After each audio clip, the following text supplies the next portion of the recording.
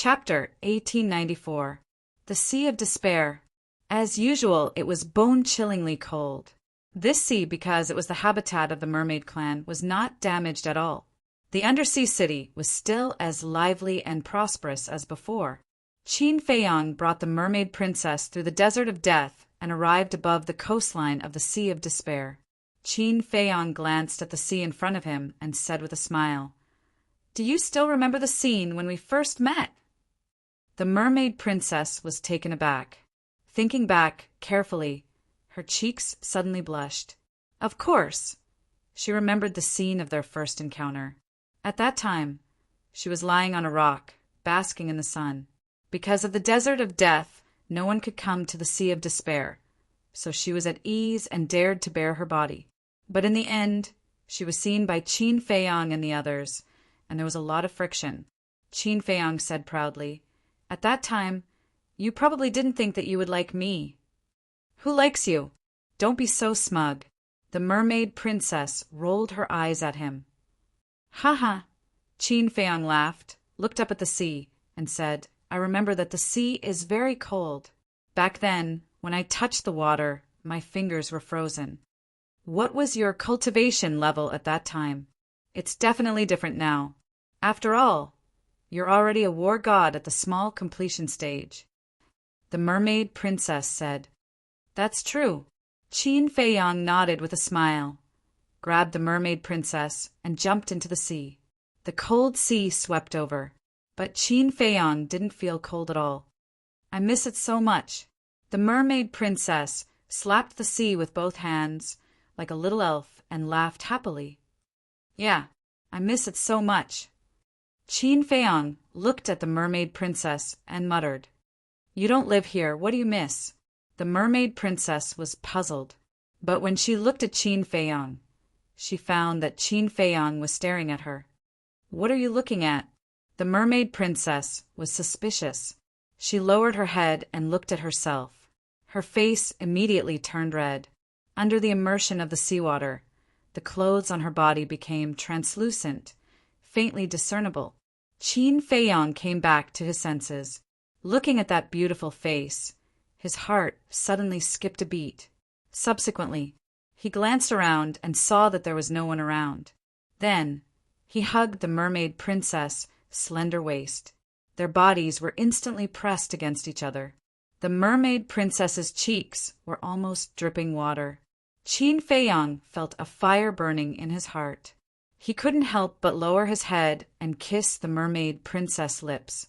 The mermaid princess's heart was also pounding, and she slowly closed her eyes. Voila!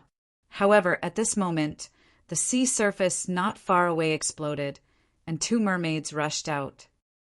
Qin Feiyang and the mermaid princess were taken aback and turned their heads to look. The two mermaids scanned the surrounding sea surface and soon saw Qin Feiyang and the mermaid princess. "Princess." "Qin Feiyang?" Looking at Qin Feiyang and mermaid princess, the two mermaids were taken aback at first, and then they immediately looked ecstatic.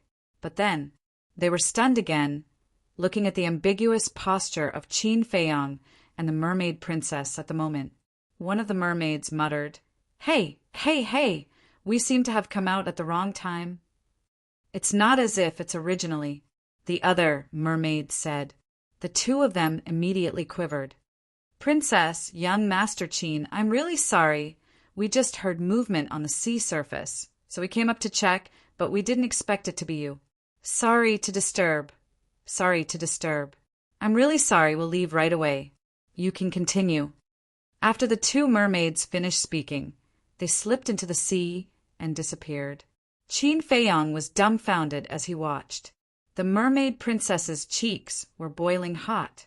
She lowered her head and murmured, "That we—" Qin Feiyang withdrew his gaze and looked down at the mermaid princess's red cheeks.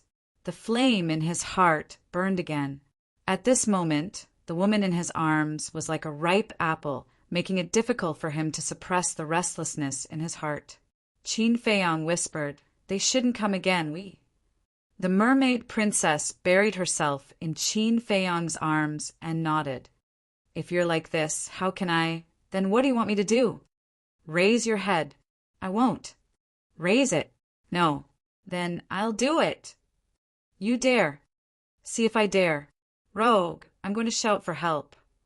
Go ahead and shout until your throat breaks. It's useless. Just as Qin Feiyang regrouped and kissed her again, another mermaid appeared with a splash. My bad temper, do you have any eyes? Qin Feiyang was annoyed. Ahem, are you talking about me? The mermaid coughed dryly. This voice, Qin Feiyang's body stiffened. The mermaid princess was also slightly stunned.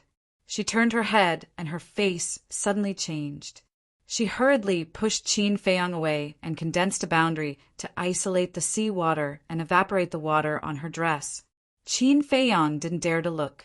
He looked at the mermaid princess and asked, "Is it true?" "It's true."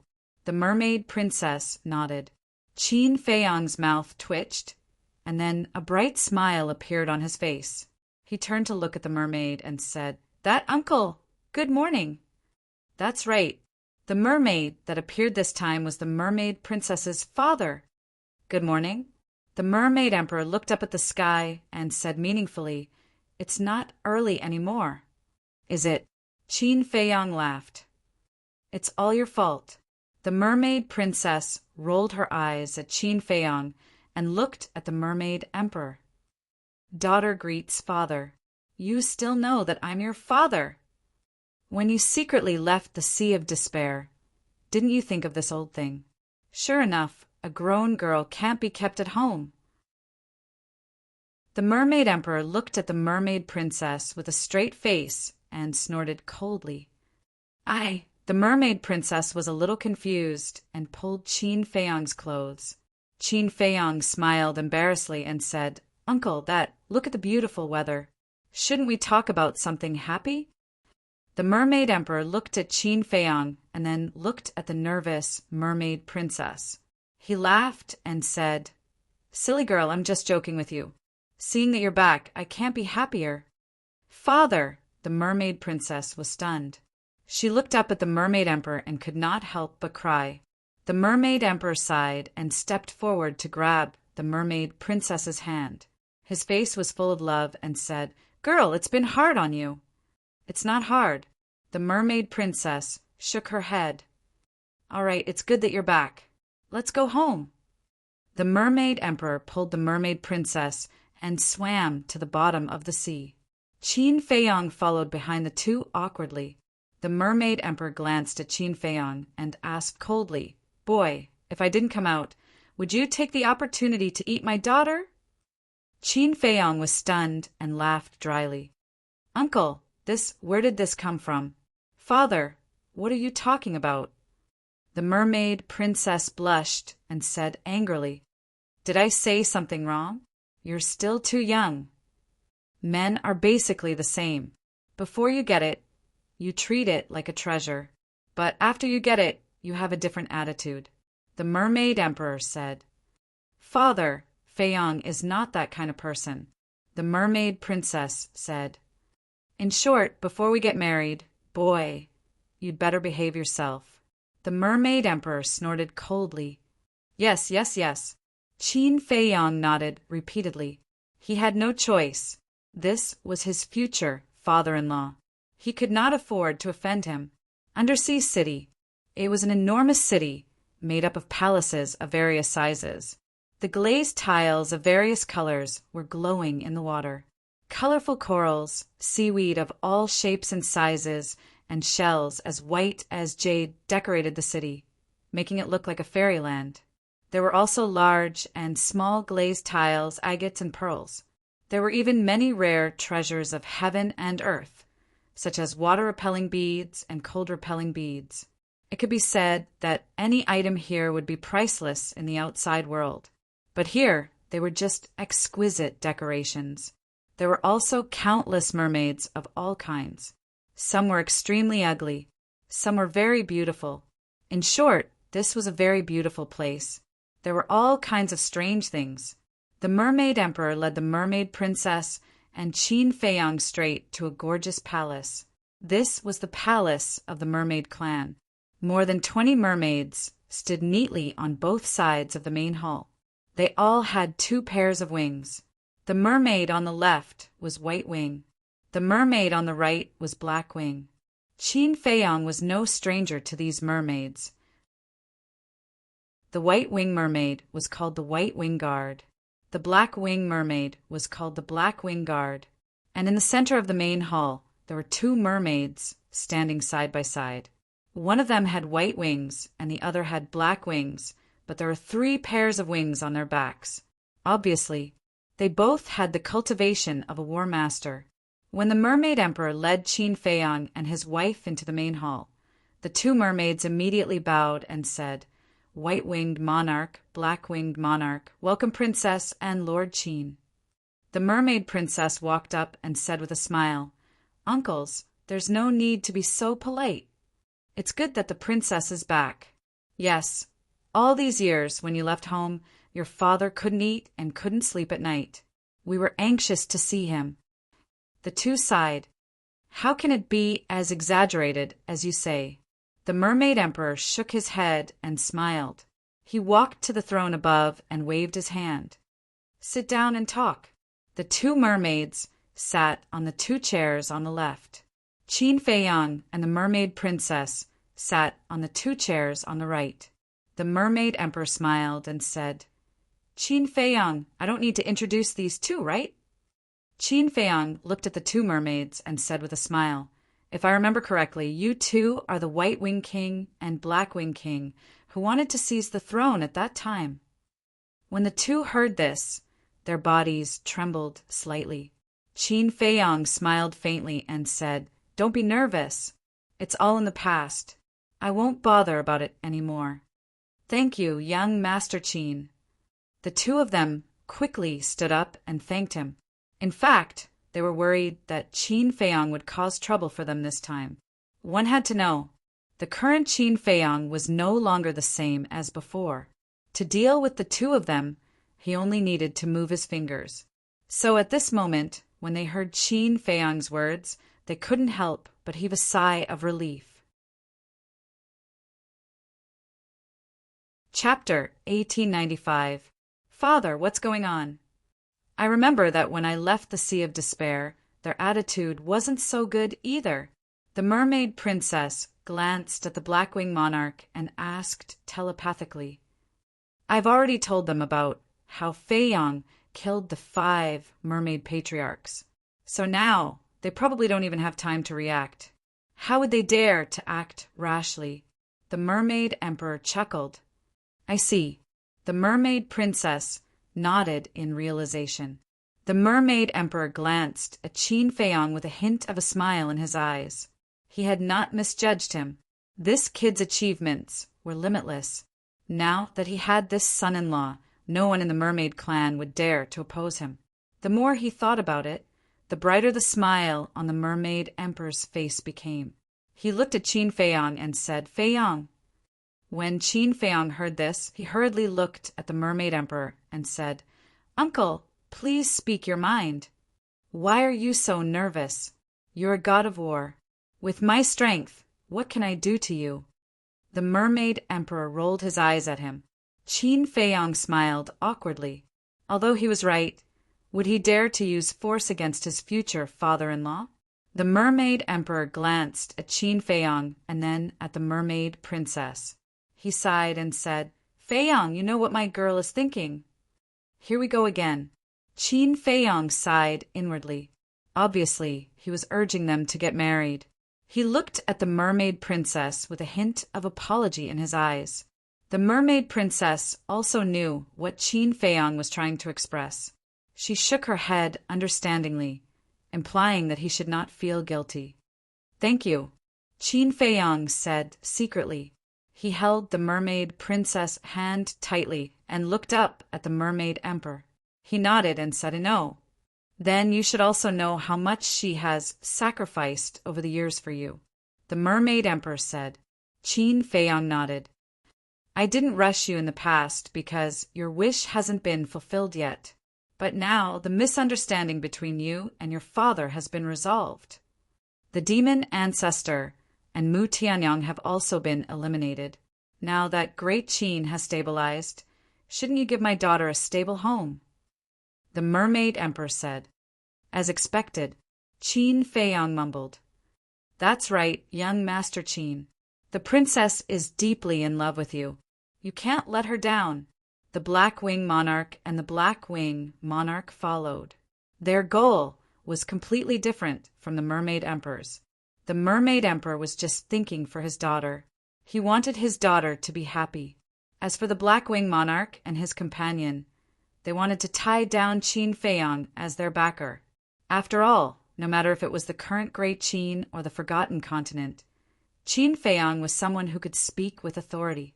With this backing, their merfolk clan could basically do whatever they wanted on these two continents in the future.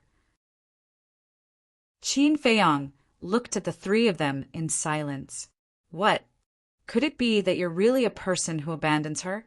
Seeing Qin Feiyang remain silent for a long time, the Mermaid Emperor frowned. The Mermaid Princess hurriedly said, Father, Feiyang isn't that kind of person. Since he isn't, then give me an answer. I'm still waiting to hold my grandson. Moreover, I only have you as my daughter.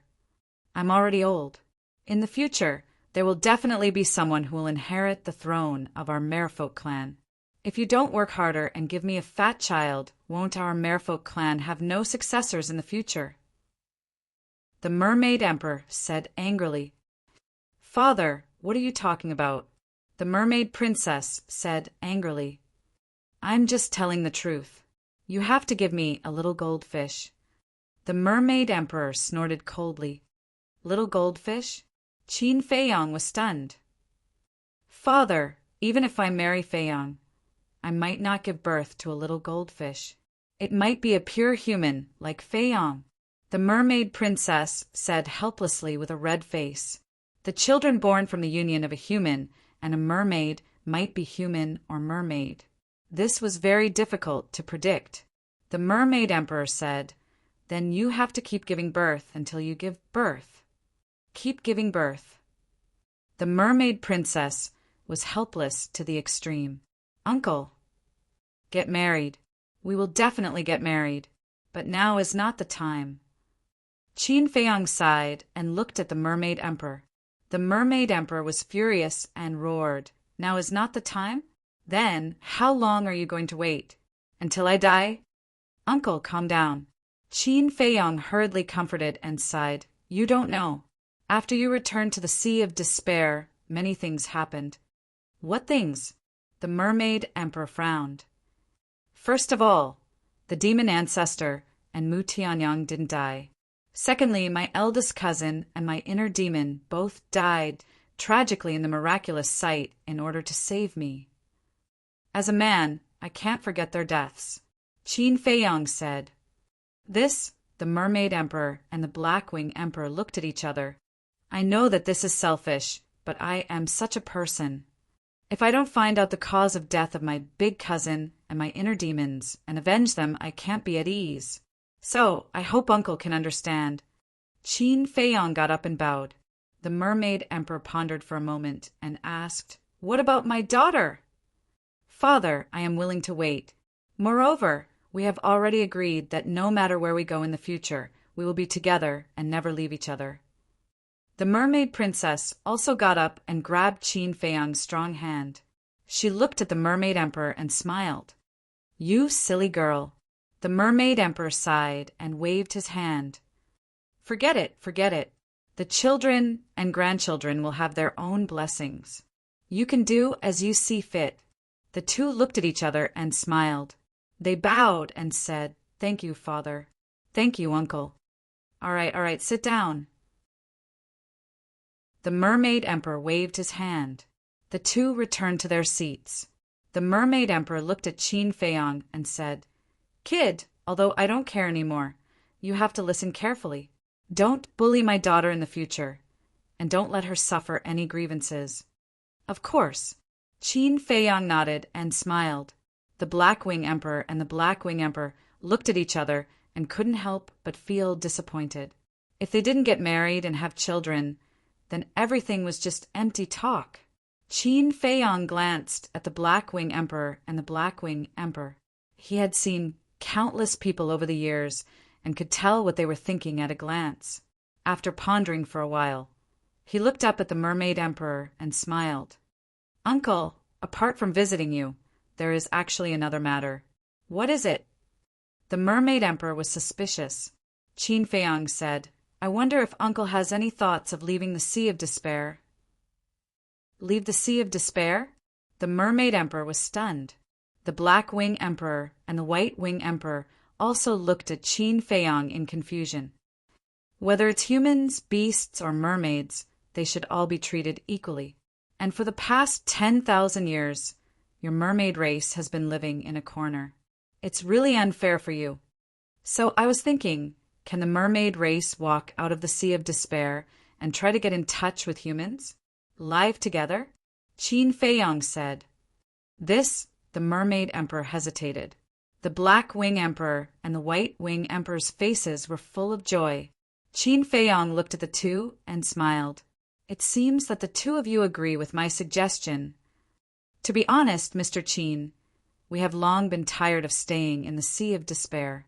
But you also know that the humans outside have always held strange gazes towards us merfolk." The two sighed. "That's right. In the eyes of humans, we mermaids are different. At that time, if we really enter the human world, I'm afraid that we will be coveted by evil people," the Mermaid Emperor said. "For example?" Qin Feiyang asked. The Mermaid Emperor said, "For example, capturing mermaids and treating them as pets, servants, and toys. After all, in the past, such things have happened before." Qin Feiyang smiled. "If Uncle is only worried about this, then it's easy to solve." The Mermaid Emperor said, "How?" Qin Feiyang said, "As long as His Majesty gives the order, no one will dare to do anything to you. If that's the case, then there's indeed no need to worry about the future." "But will the Emperor agree?" The Mermaid Emperor said. "With me as his son, if I personally ask him for help, of course he will agree." Qin Feiyang smiled, took out the image crystal, and sent a message to Zhao Tailai. Soon, Zhao Tailai's illusory figure appeared and said with a mocking smile, "Young master, are you asking us for help? It seems that your father-in-law is not easy to deal with. You wait. I'll immediately lead a large force to support you." Hearing this, the Mermaid Emperor, who was sitting on the throne, couldn't help but twitch the corner of his mouth. "What are you talking about?"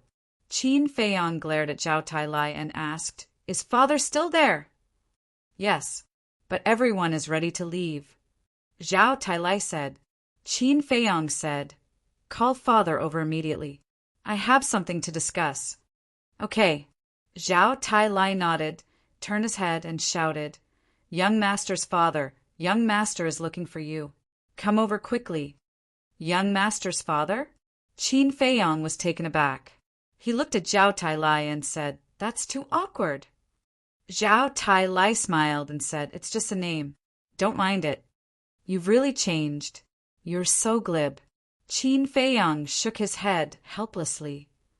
"Ha!" Zhao Tailai laughed dryly and shouted, "Young master's father-in-law, I know you're right next to me. Let me tell you, don't bully my young master. Otherwise, our large force will kill our way to your Sea of Despair. There's no need for a large force.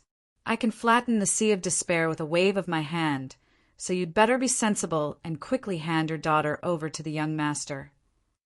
And give her some dowry while you're at it. Our young master is very poor. He got rich all thanks to you, his father-in-law." Tang Hai appeared beside Zhao Tailai without a word and said expressionlessly. The Mermaid Emperor's face was dark.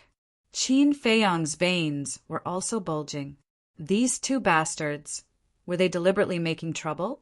What did he mean by getting rich all because of his father-in-law? Was he that poor? "Zhao Tailai, Tang Hai, I won't allow you to scare my in-laws like this." The Emperor walked over and said with a smile. Zhao Tailai grinned and stepped aside. The Emperor looked at Qin Feiyang and said with a smile, "Feiyang, let me meet my in-laws." "Okay." Qin Feiyang nodded. The image crystal turned and faced the Mermaid Emperor.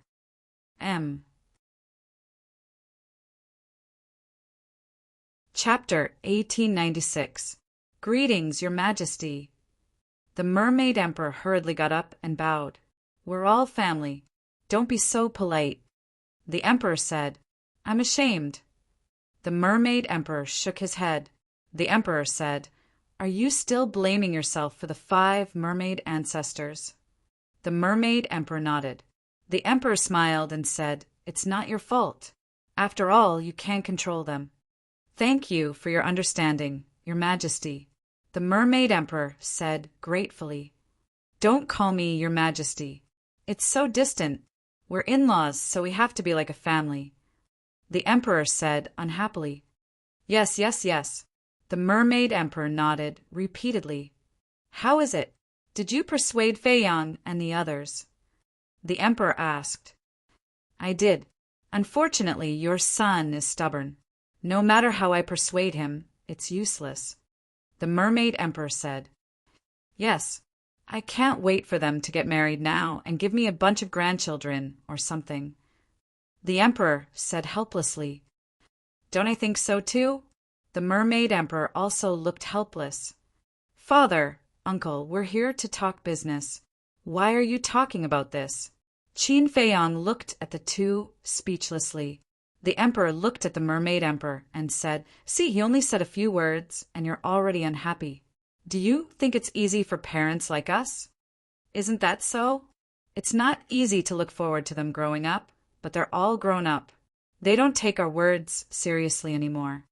The Mermaid Emperor shook his head, seeing the two of them echoing each other. Qin Feiyang was quite annoyed and said, You guys continue. I'll go out for a walk. We'll talk when you're done. Haha. The Emperor and the Mermaid Emperor looked at each other and couldn't help but laugh. The Emperor said, Okay, let's stop talking. Tell me, what's the matter? Qin Feiyang rolled his eyes and simply told the Emperor what he thought. So that's it. The Emperor suddenly understood. After pondering for a while, he looked at the Mermaid Emperor and said, Although you and I are in-laws as the Emperor of a country, my words and actions are responsible for all the living beings on the continent. So, there are some things that we have to make clear in advance. Your Majesty, please speak. The Mermaid Emperor said, We allow you to leave the Sea of Despair and even allow you to enter the imperial capital. However, you must restrain your clansmen and behave yourselves. After all, you have a special relationship with Feiyang. If you don't control it, I'm afraid that some mere people will take advantage of this relationship with Feiyang and run amok. If you promise to keep it, I will immediately issue an edict as soon as I return to the imperial capital.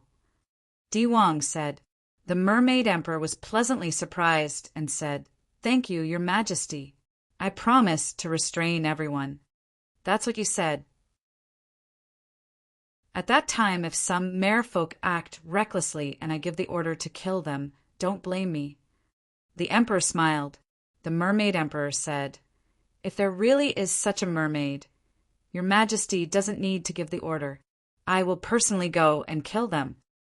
That's good. The Emperor nodded with a smile and asked, Feiyang, is there anything else? No more. Qin Feiyang shook his head. The Emperor said, If that's the case, then I'll go and get busy. In-law, come to the imperial capital often in the future. Let's have a good gathering. My pleasure. The Mermaid Emperor smiled. Then I'll see you later. The Emperor smiled, and the phantom gradually dissipated. That's great. Yes, it's been more than 10,000 years. Our mere people can finally walk out of the Sea of Despair. The Blackwing Monarch and the Emperor were overjoyed. The Mermaid Emperor was also filled with emotions. Qin Feiyang glanced at the Blackwing Monarch and the Emperor and said lightly, Both of you, don't blame me for being rude. I believe in Uncle, but I really can't rest assured about the two of you. The expressions of the two changed slightly. Qin Feiyang said, Don't be nervous. I'm just giving you a reminder. People don't have many years in their life. Don't dig your own grave. Yes. We will remember. The two of them nodded their heads submissively. It's good that you remember. Qin Feiyang smiled, looked at the mermaid princess and said, It's over. Shall we go for a walk? I want to accompany father, the mermaid princess said. The mermaid emperor smiled and said, Little girl, go accompany Feiyang. Father still has many things to discuss with the Blackwing monarch and the others. The mermaid princess was stunned and said with a smile, Father is the best. Then we'll go? Go. The mermaid emperor waved his hand. Let's go. The mermaid princess pulled Qin Feiyang and ran out happily. A grown girl can't be kept at home. It's true. Looking at the back of the mermaid princess, the mermaid emperor sighed helplessly. Emperor, you should feel lucky. If it weren't for the relationship between the princess and Qin Feiyang, our mere people would probably never have a day of success. The Blackwing monarch and the emperor said, I don't agree with that. The little girl really likes Qin Feiyang. She's not using Qin Feiyang. The mermaid emperor frowned. Yes. We're just making an analogy. The two hurriedly said. The mermaid emperor looked at the two and said, Let's talk. How should we develop in the future? Of course, we'll move to the imperial capital. After all, the imperial capital is the core of the great Qin Empire. Only by moving to the imperial capital can we develop better. The two said without hesitation. The mermaid emperor frowned and said, Is that what you think? Are we wrong? The two were puzzled. Although the imperial capital is the core of the great Qin Empire, it's also a gathering place for power and disputes. Moving to the imperial capital isn't a wise move. The mermaid emperor said. The Blackwing monarch said, You're right, but with the relationship with Qin Feiyang, what are we afraid of? No one dares to touch us. The mermaid emperor raised his eyebrows and said, Didn't you understand the emperor's words? He doesn't want us to use this relationship recklessly. We're not using it recklessly. We just want to use the name of Qin Feiyang to have a place in the imperial capital. The Blackwing monarch said unhappily. Okay, even if we move to the imperial capital, as you said, what about the land of inheritance? You have to know that the rise and fall of the mermaid race depends on this land of inheritance. The mermaid emperor said. The Blackwing monarch was speechless for a moment and turned to look at the White Wing monarch. The White Wing monarch pondered for a moment and looked at the mermaid emperor. Why don't we ask Qin Feiyang to help us move the land of inheritance to the imperial capital? The mermaid emperor said, So no matter what, you all want to go to the imperial capital. After all, the imperial capital is a symbol of identity and status. Of course. We're just suggesting. The final decision is still yours. The White Wing monarch looked at the mermaid emperor and smiled. The mermaid emperor glanced at the two and pondered for a moment before saying, This is what I think. Our people live in the spiritual state, and the Sea of Despair is our base camp. When the two heard this, their faces were filled with helplessness. Of course, I won't restrict your freedom. You can go to the imperial capital at any time, but the condition is that you must abide by the rules. And for the survival of our people, I will also take time to meet the emperor and see if I can be the mansion master of the spiritual state. The mermaid emperor said. The Blackwing monarch looked at each other and nodded with a smile. This is a good idea. If you become the mansion master of the spiritual state, it will be of great help to the future development of our mermaid race. So it's decided? The mermaid emperor asked. Okay, it's decided. The two nodded. Greetings, princess. Greetings, Mr. Qin. Back to Qin Feiyang and the mermaid princess. The two walked on the street hand in hand, and all the mermaids they met bowed respectfully. The mermaid princess also responded to them one by one. This place is still the best. There are no restrictions or worries at all. The mermaid princess smiled. Really? Qin Feiyang asked with a smile. The mermaid princess was taken aback. Qin Feiyang teased. I remember when you first came here. You and your father were in a very bad situation." The mermaid princess smiled helplessly and held Qin Feiyang's arm. "Yes, yes, yes, it's all thanks to you. I thank you." Qin Feiyang chuckled. "What's the use of just saying thanks? Let's do something practical." "What do you mean?" The mermaid princess was suspicious. "Here." Qin Feiyang pointed at his face. The mermaid princess blushed and whispered, "The streets are full of our people. Insincere." Qin Feiyang pursed his lips. The mermaid princess looked around, summoned her courage, and lightly touched Qin Feiyang's face. "Princess, don't treat us as air." "Yeah, if you want to be intimate, shouldn't you find a place where there's no one around?" The mermaids around immediately laughed. The mermaid princess's cheeks were boiling hot, and she fiercely pinched Qin Feiyang's arm and said, "Smelly hooligan, are you satisfied now?" Qin Feiyang grinned, but suddenly he stopped and looked at the square in front of him on the left. There were 4 statues there. It was the holy land of the mermaid clan, the land of inheritance. Looking at the majestic statues of his ancestors, the memories that had been sealed in Qin Feiyang's mind uncontrollably emerged. It was here that he had activated the purple gold dragon soul. It was also here that he and the mermaid princess were tied together by the concentric knot. It could be said that this was the place that changed his fate.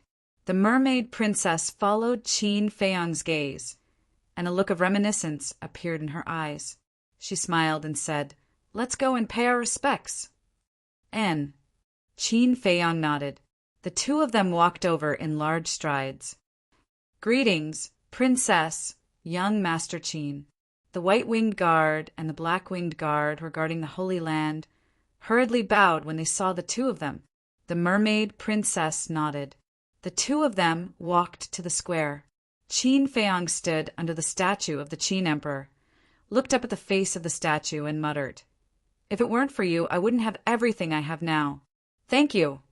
I will definitely catch up with your footsteps."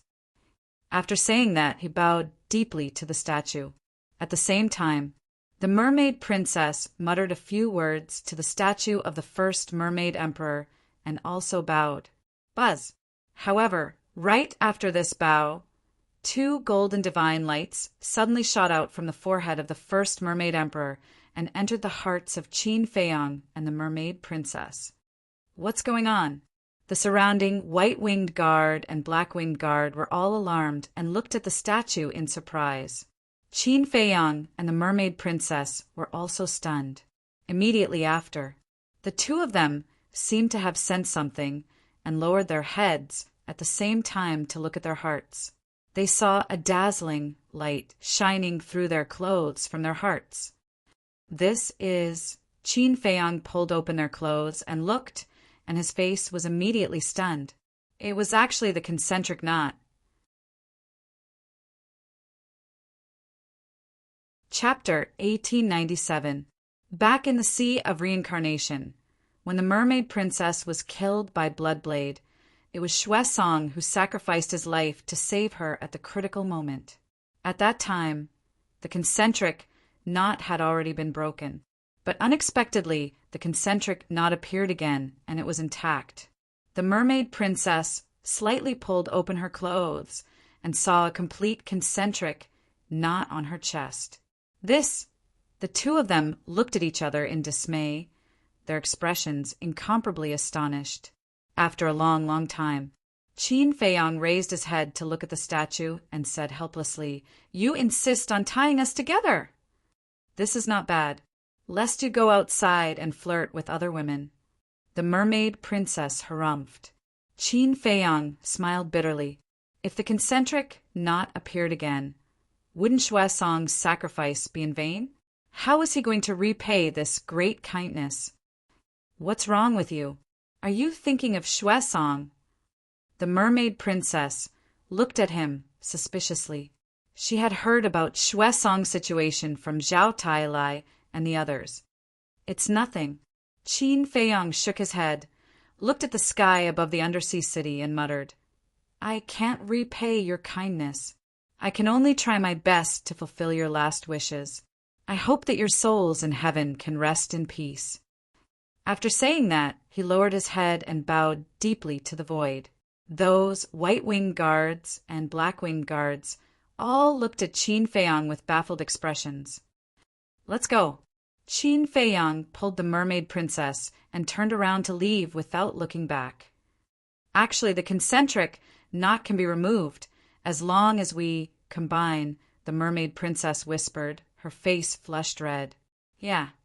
Back then, your father seemed to have said, 'Why don't we?'" Qin Feiyang patted his head, lowered his head to look at the mermaid princess, and said, "You." Feeling Qin Feiyang's fiery gaze, the mermaid princess was extremely flustered. "I was joking. You took it seriously? It seems that you are also a female rogue." Qin Feiyang teased. "What did you say? Say it again." The mermaid princess was stunned for a moment. Then she glared at Qin Feiyang angrily.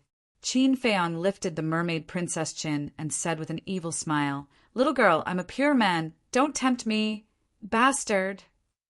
The mermaid princess immediately raised her fist and punched at Qin Feiyang. Qin Feiyang chuckled, turned around, and disappeared in a flash. "Hooligan, stop right there."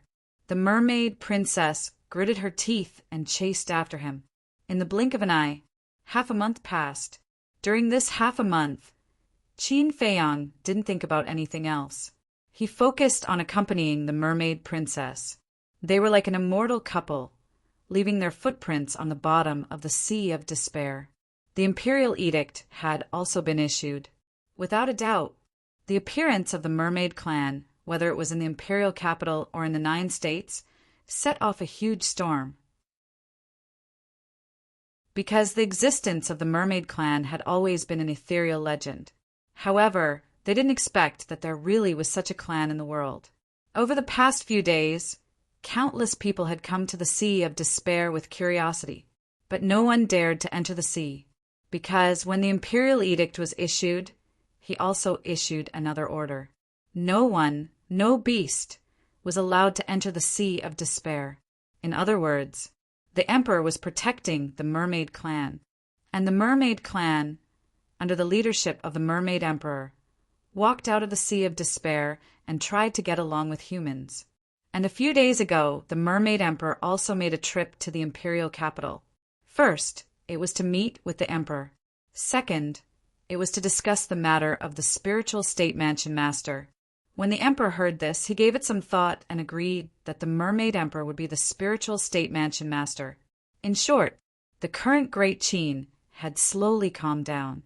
And although the evil deeds of the demon ancestor and Mu Tianyang were often talked about, not many people were afraid, because the Great Qin had a guardian, and this guardian was Qin Feiyang. Similarly, after the emperor's clarification, those who used to hate Qin Feiyang also blamed themselves for their stupidity in the past. Others wholeheartedly protected the Great Qin. But what about them? They only knew how to hate and abuse. Just thinking about it made them feel ridiculous. Of course, Qin Feiyang wasn't there for all of this. He just wanted to have a clear conscience and be at ease. On a small island in the Sea of Despair, Qin Feiyang lay on the grass and looked at the clear sky. The mermaid princess was nestled in his embrace, her slender, jade-like fingers sliding across Qin Feiyang's chest. Her eyelashes were trembling, and her peerless face was filled with a happy and satisfied smile. "Little girl, I'm still a man full of vigor and vitality. You're touching my chest like this. Aren't you teasing me and tempting me to commit a crime?" Qin Feiyang grabbed the mermaid princess's hand and said helplessly, "I am tempting you to commit a crime." The mermaid princess's voice was like a mosquito. Qin Feiyang was stunned. He lowered his head to look at the mermaid princess and saw that the mermaid princess was looking at him with a pair of rippling eyes. "This little girl, is there a problem?" Qin Feiyang was puzzled. He raised his hand and touched the mermaid princess's forehead. His expression suddenly changed as he said in shock, "Oh no, she actually has a fever." "Fever?" The mermaid princess was stunned, and a row of black lines appeared on her forehead. She was now a false god, so how could she have a fever? Are you okay? Did you catch a cold? Qin Feiyong looked at her with concern.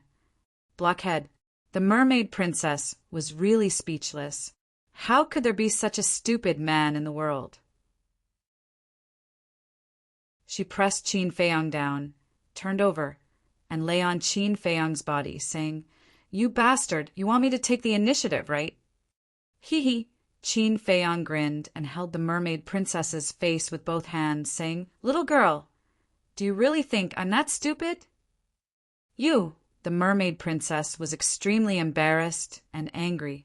Qin Feiyong rolled over and immediately pressed the mermaid princess under his body. He said with an evil smile, "Little girl, since you can't wait, I'll fulfill your wish." After that, he lowered his head and kissed her. Buzz. But at this time, the image crystal suddenly rang. "Damn it, who is it now?" Qin Feiyong suddenly roared angrily. "Don't worry about him." The mermaid princess hugged Qin Feiyong's neck with both hands, her body burning. Qin Feiyong was stunned and shook his head. "No, no. What if there is something urgent?" After that, he got up and took out the image crystal. Two shadows appeared. Mother. Father? Elder Qin. Qin Feiyong looked at the three of them in a daze. That's right. It was Lu Qiyu, the emperor, and Elder Qin who sent him the message. Greetings to Auntie and Senior Qin. Seeing this, the mermaid princess hurriedly got up, tidied up her messy dress, and bowed to the three of them. This, looking at Qin Feiyong and the mermaid princess at this moment, Lu Qiyu and the emperor looked at each other with a strange expression. As experienced people, they could tell at a glance what the two of them were doing before. Lu Qiyu coughed and said with a smile, "Feiyong girl, did we ruin your good thing?" The mermaid princess immediately lowered her head and hid behind Qin Feiyong, blushing. The emperor smiled and said, "Why don't we wait until you are done and then send the message?" Qin Feiyong looked at his parents helplessly and said, "What's the matter? Say it. You have a lot of resentment. It seems that our message is really not at the right time." Lu Qiyu looked at the emperor and said, "Yes, we are too reckless. We should have thought of it. When two young people are together, they will definitely do something young." The emperor said.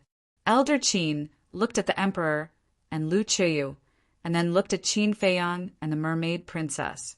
He hid in a corner and laughed. However, he was more gratified in his heart. This was more like a family. Qin Feiyong turned to look at the shy mermaid princess and said helplessly, "Mother, father, don't make fun of us anymore. Tell me, what's the matter?" The emperor said, "Madam, look, it has only been half a month and he is already protecting that little girl. Our son has really grown up." Lu Qiyu nodded and said with a smile, "Yes, it is good to be young. Are you guys done yet? Aren't you very young now? You can do something young when you have nothing to do. Maybe I will have a few more brothers and sisters in the future." Qin Feiyong said angrily. The emperor and Elder Qin were stunned. Qin Feiyong said with a smile, "We'll talk about it on the way. Let's go find your father first. It's time to leave." Mermaid Princess nodded. Qin Feiyong took the mermaid princess and teleported, disappearing in an instant.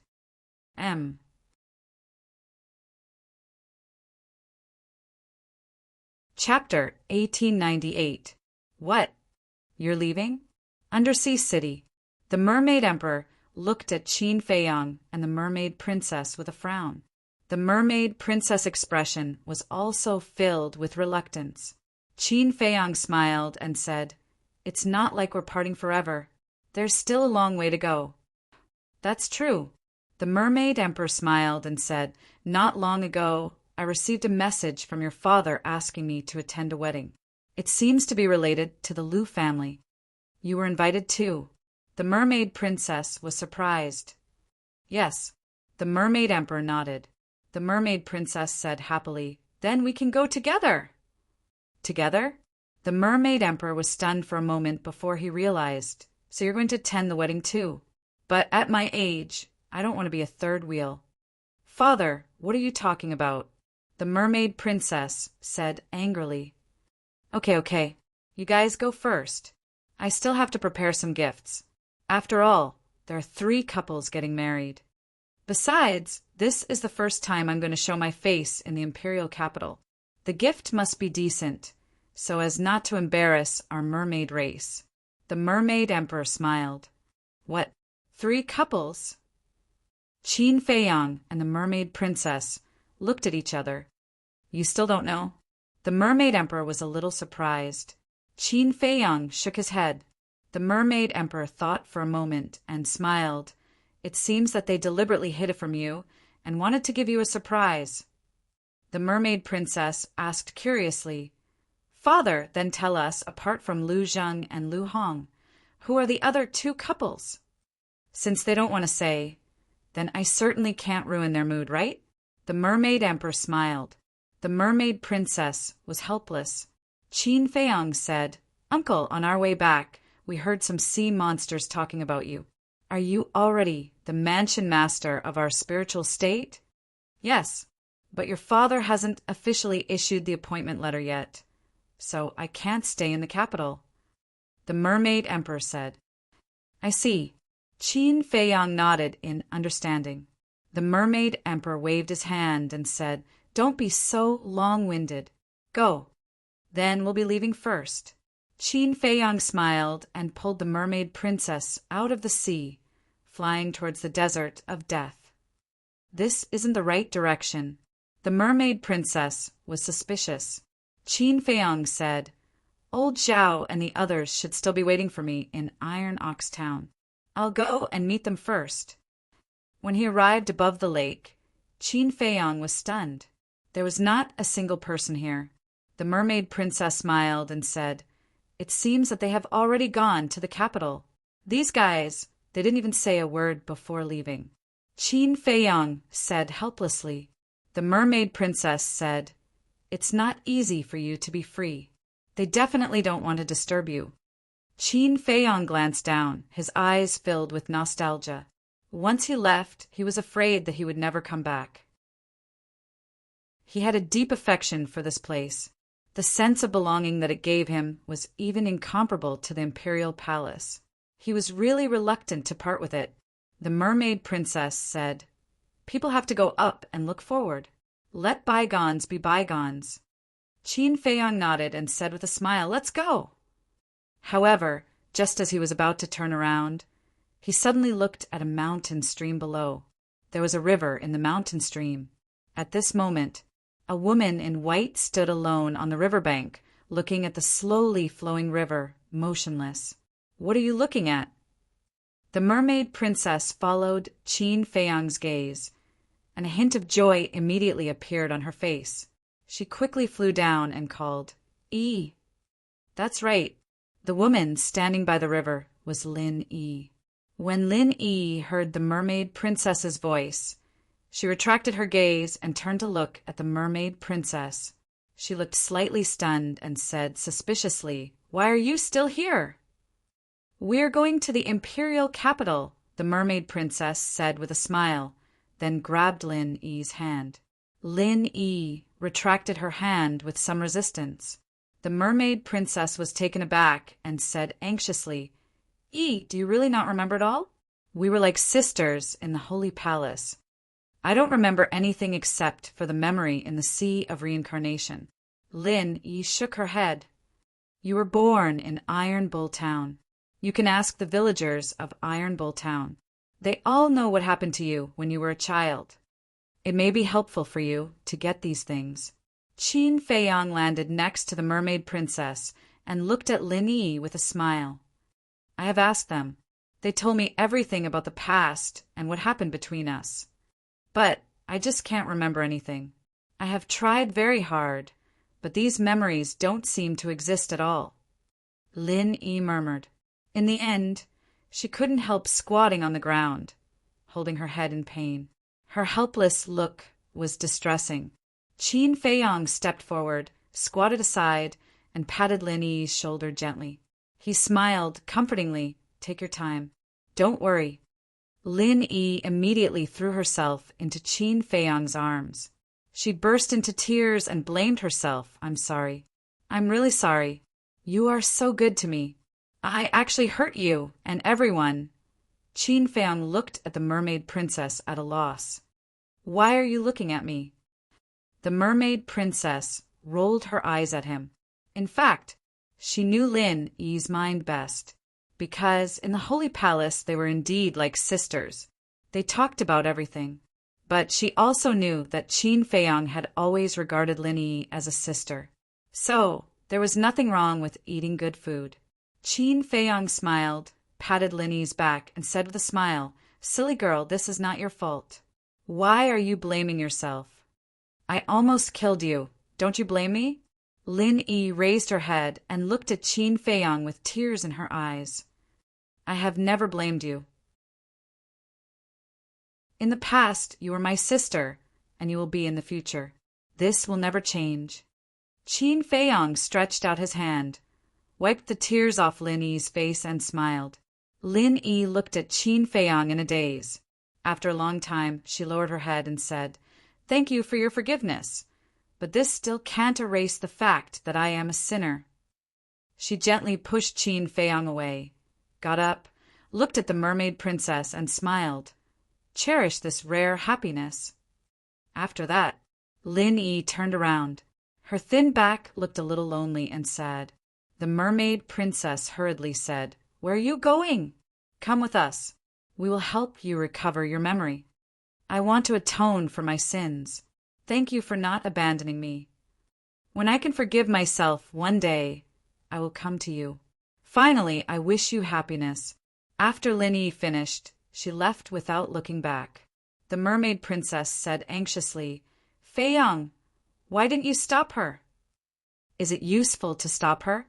Don't be fooled by her weak appearance now. In fact, she is very strong. She will not be defeated so easily. Qin Feiyong smiled. The mermaid princess was silent. When Lin Yi disappeared in the mountain stream, Qin Feiyong retracted his gaze, hugged the mermaid princess's slender waist, and smiled. What are you thinking about?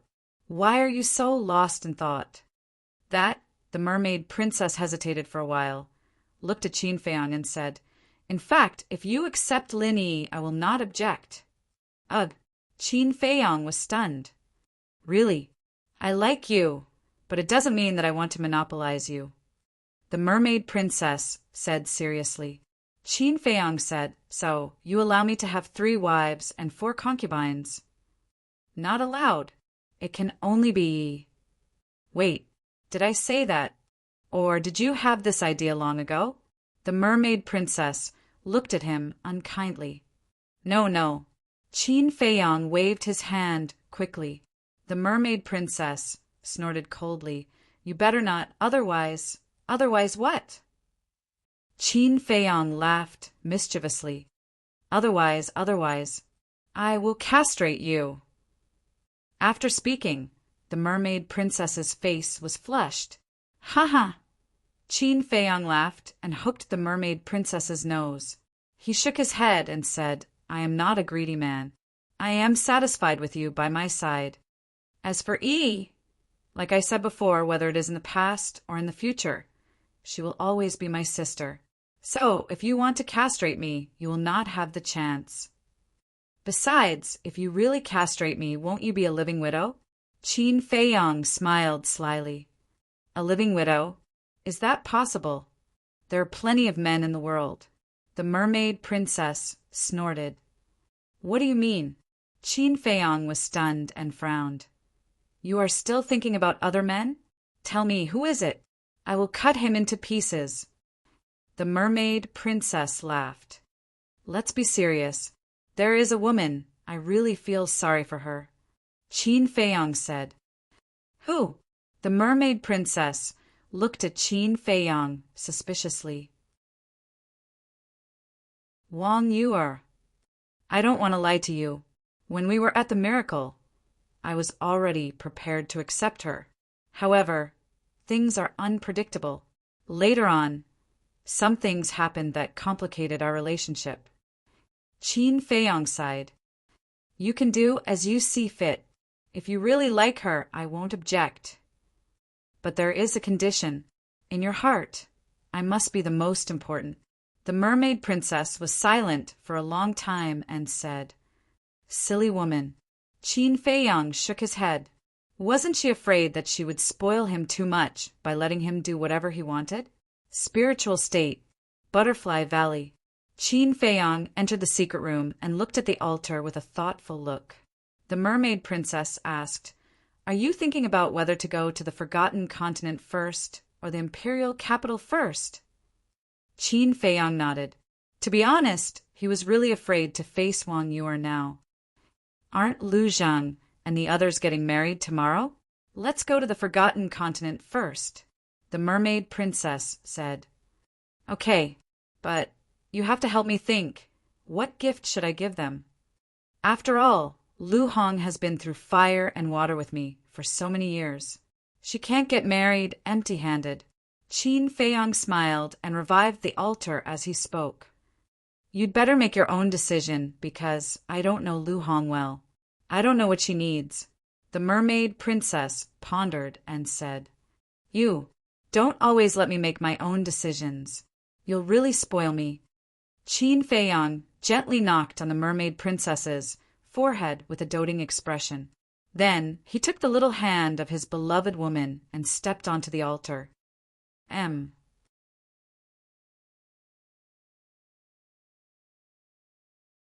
Chapter 1899. Central Divine Kingdom Main Pagoda. Compared to the celebration in the capital, the Pale Pagoda Square was in mourning. There was a mourning hall in the center of the square. There was a wooden coffin in the mourning hall, and a headless body was lying quietly in the coffin. Wang Su, Wang Yuer's parents, and Wang Yuer herself were kneeling in front of the coffin. There was unconcealable sadness between their eyebrows. Obviously, the headless body in the coffin was Wang Yuanshan. The mysterious lady and Yi Shu were also there, standing silently by the side. But one could vaguely see that Yi Shu and the other two were looking at Wang Yuanshan in the coffin with a trace of displeasure. Whoosh! Suddenly, two figures landed in the sky above the square. Everyone looked up suspiciously, and their expressions suddenly froze. Then, Tantai Li and the other three went up to greet them with a smile. But at the same time, Wang Su and Wang Yuer's parents also had a trace of anger in their eyes, because the people who came were Qin Feiyong and the mermaid princess. What's going on? Looking at the mourning hall in the square, Qin Feiyong and the mermaid princess were a little stunned. Tantai Li sighed. You came at the wrong time. Qin Feiyong looked at the body in the coffin and asked, Is this Wang Yuanshan's funeral? Yes. Tantai Li nodded. Miss, I don't mean to criticize you. People like Wang Yuanshan should just find a place to bury him. Why did you let Wang Su make such a big fuss? Isn't this a disgrace to our main pagoda? Yi Shu and the other two immediately transmitted their voices in dissatisfaction. Wang Su is a founding member of our main pagoda after all. He begged again and again to hold a funeral for his old father. If I don't agree, won't I be too unreasonable?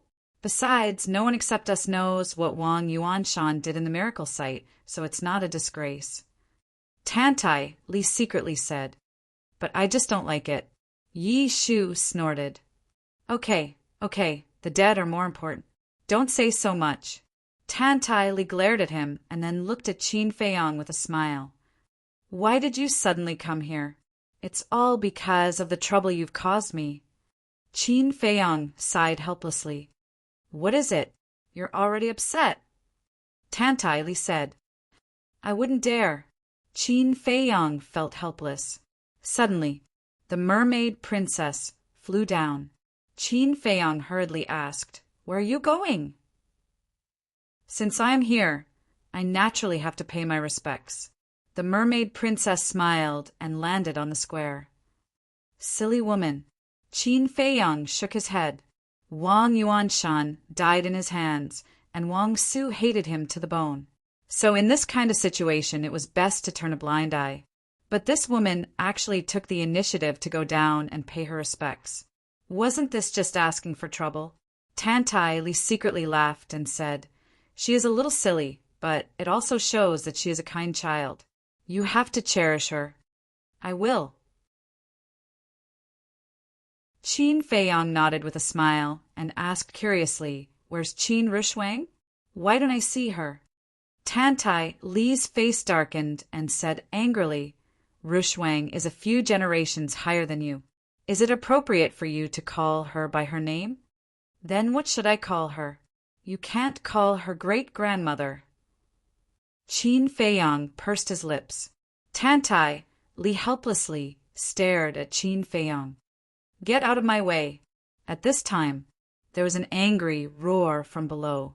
Qin Feiyang raised his eyelids and immediately looked down. He saw Wang Su standing in front of the mermaid princess, his eyes full of anger.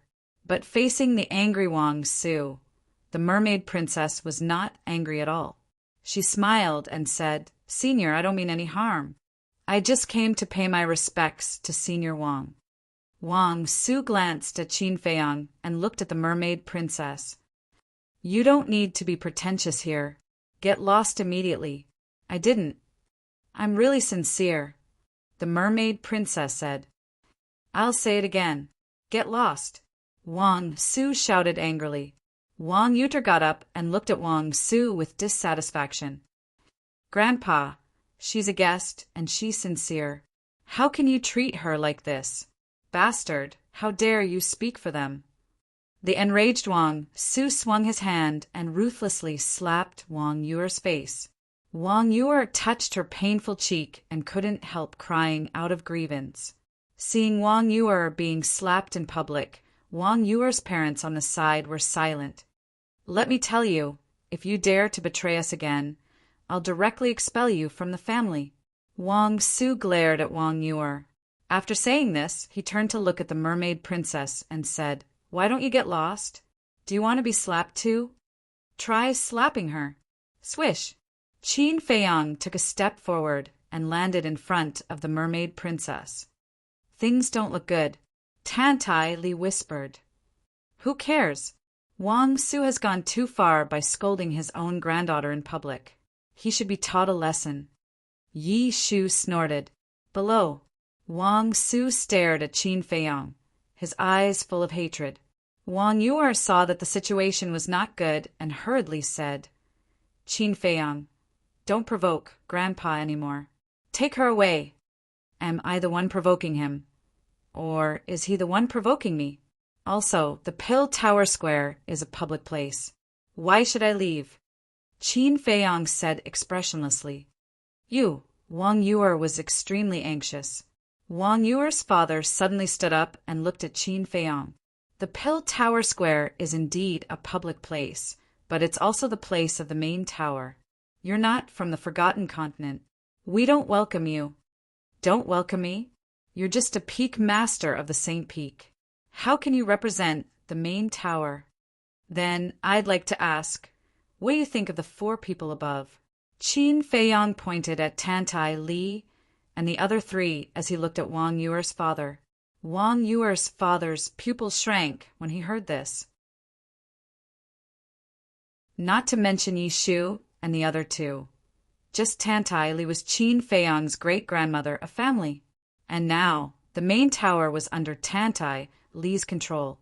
In other words, Qin Feiyang was equivalent to the main tower's young master. Wang Su was also enraged, roaring, "Are you leaving or not?" "Leaving is fine." Qin Feiyang took a step back and pulled the mermaid princess' hand, looking at Wang Su. "But you must apologize to her." "Apologize? Haha!" Wang Su laughed loudly. "You killed my father, and you want me to apologize to her? Then why don't you tell everyone the reason why I killed Wang Yuanshan?" "Too ashamed to say it." "Fine, I'll help you. Wang Yuanshan is in the Black Tortoise world," Qin Feiyang said.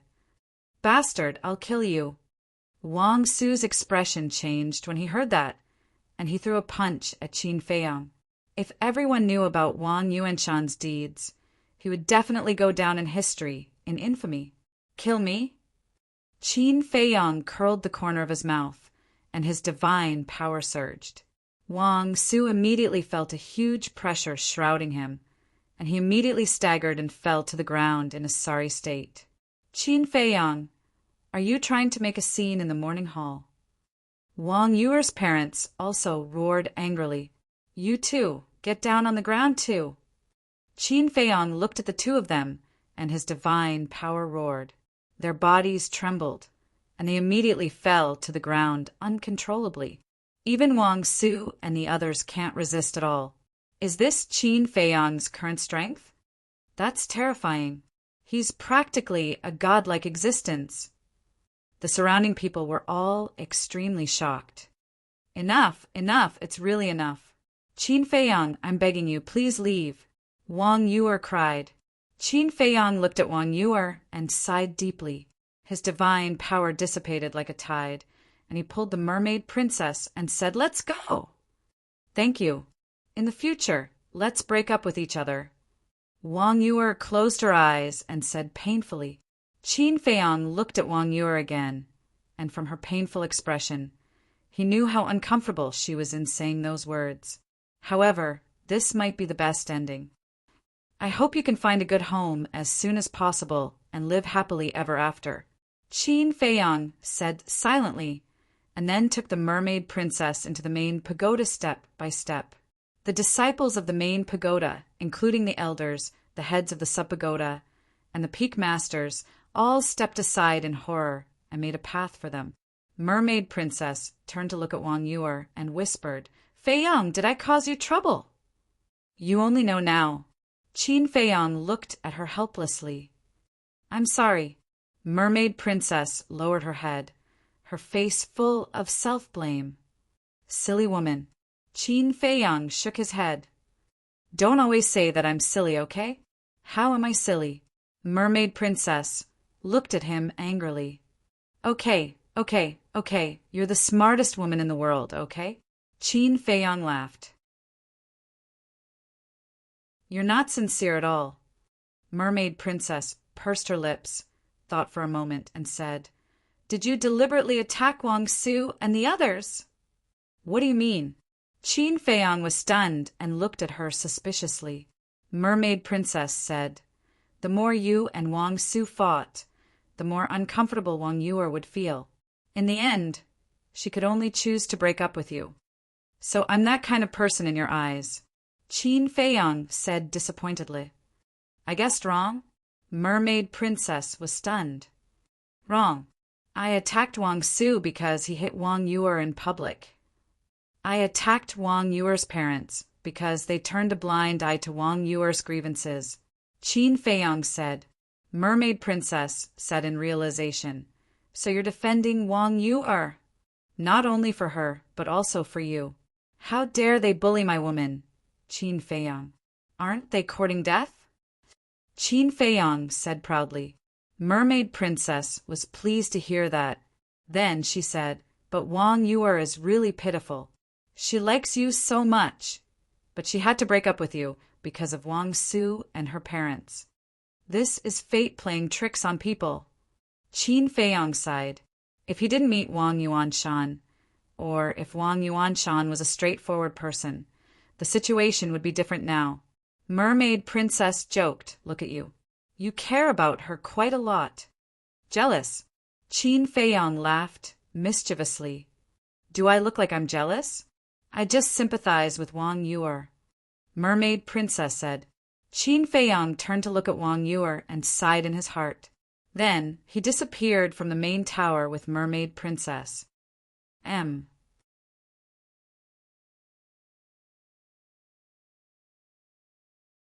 Chapter 1900. Deep inside the tower in a courtyard, a purple-clothed young man, holding a wine jar in his hand, was sitting in a pavilion in the courtyard. This person was young Master Hao. Compared to before, he looked extremely lonely now. His face was full of beard, his hair was messy, and his clothes were dirty. His whole body emitted a pungent smell of alcohol, and he was no longer as spirited as before. Whoosh! Qin Feiyang walked over step by step with the mermaid princess. They stood outside the courtyard and looked at young Master Hao. The mermaid princess asked in a low voice, "He is the son of the Tower Master?" "Yes." Looking at him, it seems that his father's death was a big blow to him. Qin Feiyang said. The mermaid princess said, "I heard from old Zhao that his father was sealed in the endless ocean." "We know about this, but he definitely doesn't know. Maybe he doesn't even know what kind of person his father is." Qin Feiyang shook his head and sighed. He stepped into the courtyard and landed in front of young Master Hao. The mermaid princess stayed outside the courtyard. "Young Master," Hao sensed Qin Feiyang's aura. He raised his head and looked at him drunkenly, but he didn't say a word. He lowered his head again and took a big gulp from the wine jar.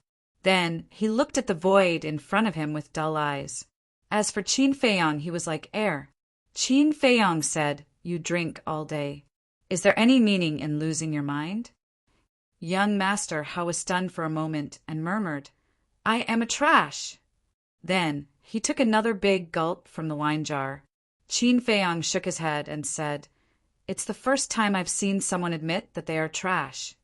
Of course it's strange for you, because you used to be a monster recognized by both continents. Now, you are a god of war that countless people look up to.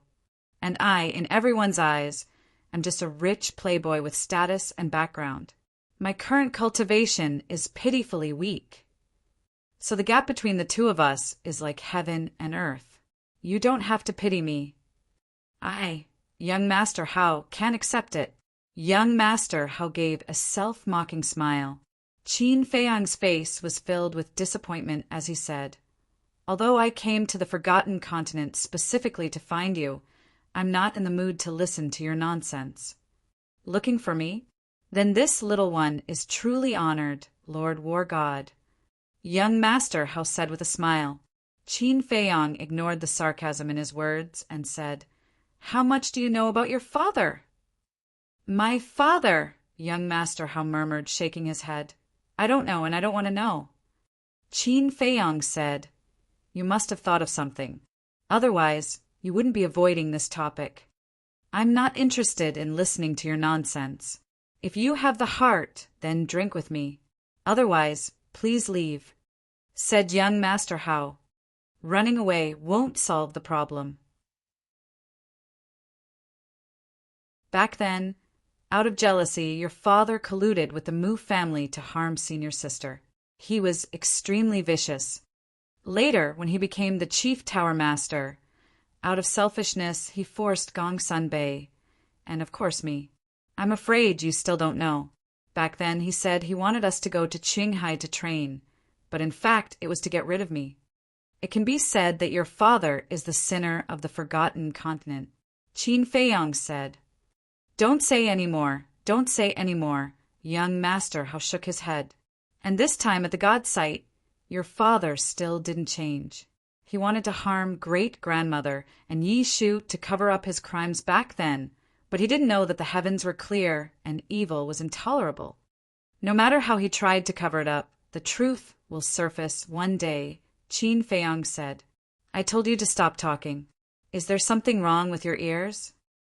Young Master Hao suddenly stood up, grabbed Qin Feiyang's clothes, and roared. Qin Feiyang said, "I'm not telling you this to humiliate you, but to let you understand that you have to pay the price for doing wrong. Don't say any more. Please let me go." Young Master Hao's eyes trembled, and he collapsed at Qin Feiyang's feet, looking extremely helpless. "The person who wants to let you go is not me, but yourself. Your father is a sinner, and you are the son of a sinner. I think you don't want to carry this identity forever. So please stand up and atone for the sins your father has committed." Qin Feiyang said. "Why, this is his mistake. Why do you want me to help him atone for his sins?" Young Master Hao roared. "Because you are his child," Qin Feiyang said. "Ha, in the past I was the child of a hero. Now I am the child of a sinner. How ironic." Young master, Hao laughed like a madman. No one has ever admitted that your father is a hero. However, there is one thing I can tell you. Your father is not dead. Qin Feiyong said. Not dead? Young master Hao's body shook, and his drunkenness disappeared. The wine jar in his hand fell out and shattered into pieces. Qin Feiyong looked at young master Hao's reaction, and his eyes flashed. He nodded and said, Yes, he is sealed in the endless ocean. The endless ocean, young master Hao murmured, looked up at Qin Feiyong and said in a deep voice, Why are you telling me? Qin Feiyong said, Not only will I tell you, but I will also take you there. Take me there? Young master Hao's mind was chaotic. What was this person trying to do? Mermaid Princess was also stunned. She transmitted her voice. Feiyong, are you kidding? Moreover, the chief tower master was sealed by Yuan Bo and the others. You don't know where he is. Qin Feiyong smiled and said, For the current me, the endless ocean is not that big. I can find it with some time. Then why do you want to take young master Hao there? Mermaid Princess was suspicious. You will understand later. Qin Feiyong smiled and was about to open the portal, but he found that the Qinkuan bag was not on him. Where is my Qinkuan bag? He looked at Mermaid Princess. Mermaid Princess was stunned. After thinking for a moment, she said, It seems to be with Auntie. The inner demons asked her to take care of it. I see. Qin Feiyong suddenly understood. Mermaid Princess asked, Why do you want the Qinkuan bag? Are you stupid? We're going to the endless ocean. Of course we need a portal. Qin Feiyong rolled his eyes at her. Mermaid Princess smiled embarrassedly. Qin Feiyong glanced at young master Hao's waist. There was a ready-made Qinkuan bag hanging there. Qin Feiyong waved his hand. The Qinkuan bag immediately flew into his hand. Then his divine sense entered the Qinkuan bag, and a smile appeared on his face. There were many portals in young master Hao's Qinkuan bag. He took out a portal, pondered for a moment, and then quickly opened it. If you want to see your father, come with me. Qin Feiyong pulled the Mermaid Princess and walked in with large strides. He didn't even turn his head as he spoke. Looking at Qin Feiyong's back, young master Hao's eyes flickered. In the end, he gritted his teeth and hurriedly followed in. After the portal disappeared, Tan Tai Li and the others appeared in the sky above the courtyard. Yi Shu was puzzled. He brought young master Hao to the chief tower master. What is this kid thinking? They had been hiding in the spatial divine item, so they heard the conversation between Qin Feiyong and young master Hao clearly. The mysterious madam smiled and said, Feiyong must have a reason for doing this. Let's not bother about it. Get ready to go to the great Qin Empire for the wedding tomorrow. The mythical island. This was the first place Qin Feiyong thought of. After so many years, the mythical island had not changed at all. The mountain was still the familiar mountain. The lake was still the familiar lake. Qin Feiyong stood above the lake and scanned the surroundings. Finally, he looked down at the lake. Thinking back, when he and Qin Rushuang had completely fallen out with the chief tower, it was the Mermaid Emperor's murderous intent that saved them. What's down there? Why does it give me a very familiar and intimate feeling? Mermaid Princess suddenly said. Qin Feiyong turned to look at Mermaid Princess. It seemed that this little girl had already sensed the Mermaid Emperor's murderous intent. Buzz! Just as Qin Feiyong was about to explain, the lake water below surged, and rays of bright light surged out. Immediately after, a huge golden mermaid appeared above the lake. He is the first Mermaid Emperor. Mermaid Princess looked at the golden mermaid, her face full of astonishment. The first Mermaid Emperor looked kindly at Mermaid Princess and said emotionally, After waiting for so many years, finally, a mermaid with the power of my bloodline has come. Greetings, ancestor. Mermaid Princess hurriedly knelt in the void and said respectfully, "Wait." Qin Feiyang was stunned and said, "Senior, you left this murderous intent behind to wait for the mermaid clan."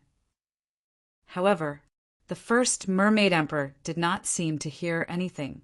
His eyes were still fixed on Mermaid Princess and said, "My descendant, you are the luckiest person in the mermaid clan." Luckiest? Mermaid Princess was suspicious. What did this mean? Because the true inheritance of the mermaid clan is hidden in this murderous intent that I left behind. Since you are lucky enough to find me, I will give this inheritance to you. I hope you can understand this inheritance well and lead the mermaid clan to continue." The first mermaid emperor said, his voice full of great majesty. Inheritance? Qin Feiyang and Mermaid Princess looked at each other. Young Master Hao was also shocked. The true inheritance of the mermaid clan was hidden in this murderous intent? It was simply too unexpected. My descendant, you must remember, no matter what happens in the future, you must assist the Qin clan and protect the descendants of the Qin clan. Even if the great Qin is destroyed, you must always follow. This is the mission of the mermaid clan. The first mermaid emperor said again. His huge body suddenly collapsed and turned into a golden light, pouring into Mermaid Princess's forehead. Mermaid Princess closed her eyes at once. Her whole body was enveloped in a golden divine light, looking extremely peaceful. The mission of the mermaid clan, Qin Feiyang murmured with a complicated expression. He did not expect that in addition to the true inheritance of the mermaid clan, the first mermaid emperor also left behind such a message.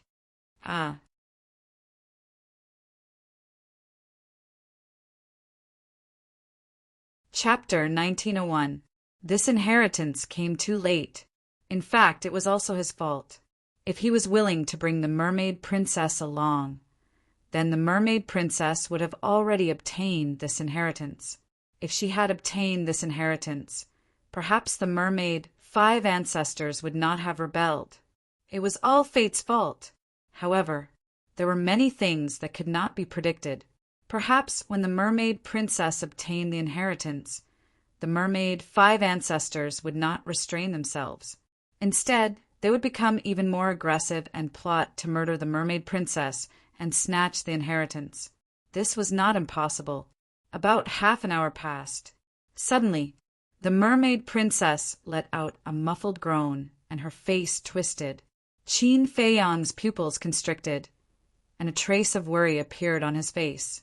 Immediately after, the mermaid princess roared in pain, and 9 pairs of golden wings suddenly appeared on her back. Qin Feiyang's eyes were dull. After the 9 pairs of wings appeared, the pain on the mermaid princess's face gradually dissipated, but her eyes were still closed. The 9 pairs of wings on her back flapped gently. Her dress fluttered in the wind, and her golden hair danced behind her. Her peerless face was suffused with a layer of hazy treasure light, as if an angel from the immortal world had descended. Boom! Suddenly, the aura in the mermaid princess's body surged out, and it continued to soar. In the end, it soared to the initial stage of the war god realm. This is the war god. Young Master Hao's body trembled, and his face was full of fear. Qin Feiyang's eyes revealed a hint of a smile. Not only did she obtain the inheritance, but she also raised her cultivation to the initial stage of the war god realm. For the mermaid princess, it was completely a good fortune. After a while, the mermaid princess's aura retracted into her body. Her eyelashes trembled, and then she slowly opened her eyes. Those gem-like eyes also carried a trace of a happy smile. Qin Feiyang stepped forward and asked, "What inheritance did you get?" The mermaid princess smiled slightly and cut her finger. "What are you doing?" Qin Feiyang's expression changed, and he hurriedly stopped her. But then, his expression froze. The blood that flowed out from the mermaid princess fingertips was actually golden. What's going on? Qin Feiyang was bewildered. Just like your purple gold dragon blood, this is the purest bloodline power of us golden mermaids. Also, the 9 pairs of wings on my back are also what we golden mermaids should have. The mermaid princess smiled. I see. Qin Feiyang nodded and asked curiously, then, do the 9 pairs of wings and bloodline power bring any benefits to you? Of course. However, I'll keep it a secret for now. The mermaid princess smiled mysteriously. Little girl, don't keep me in suspense. Qin Feiyang was speechless.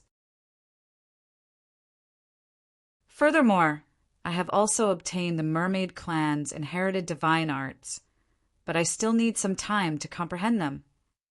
The mermaid princess added, Inherited divine arts. What level? Qin Feiyang asked. The mermaid princess said, High-tier divine arts.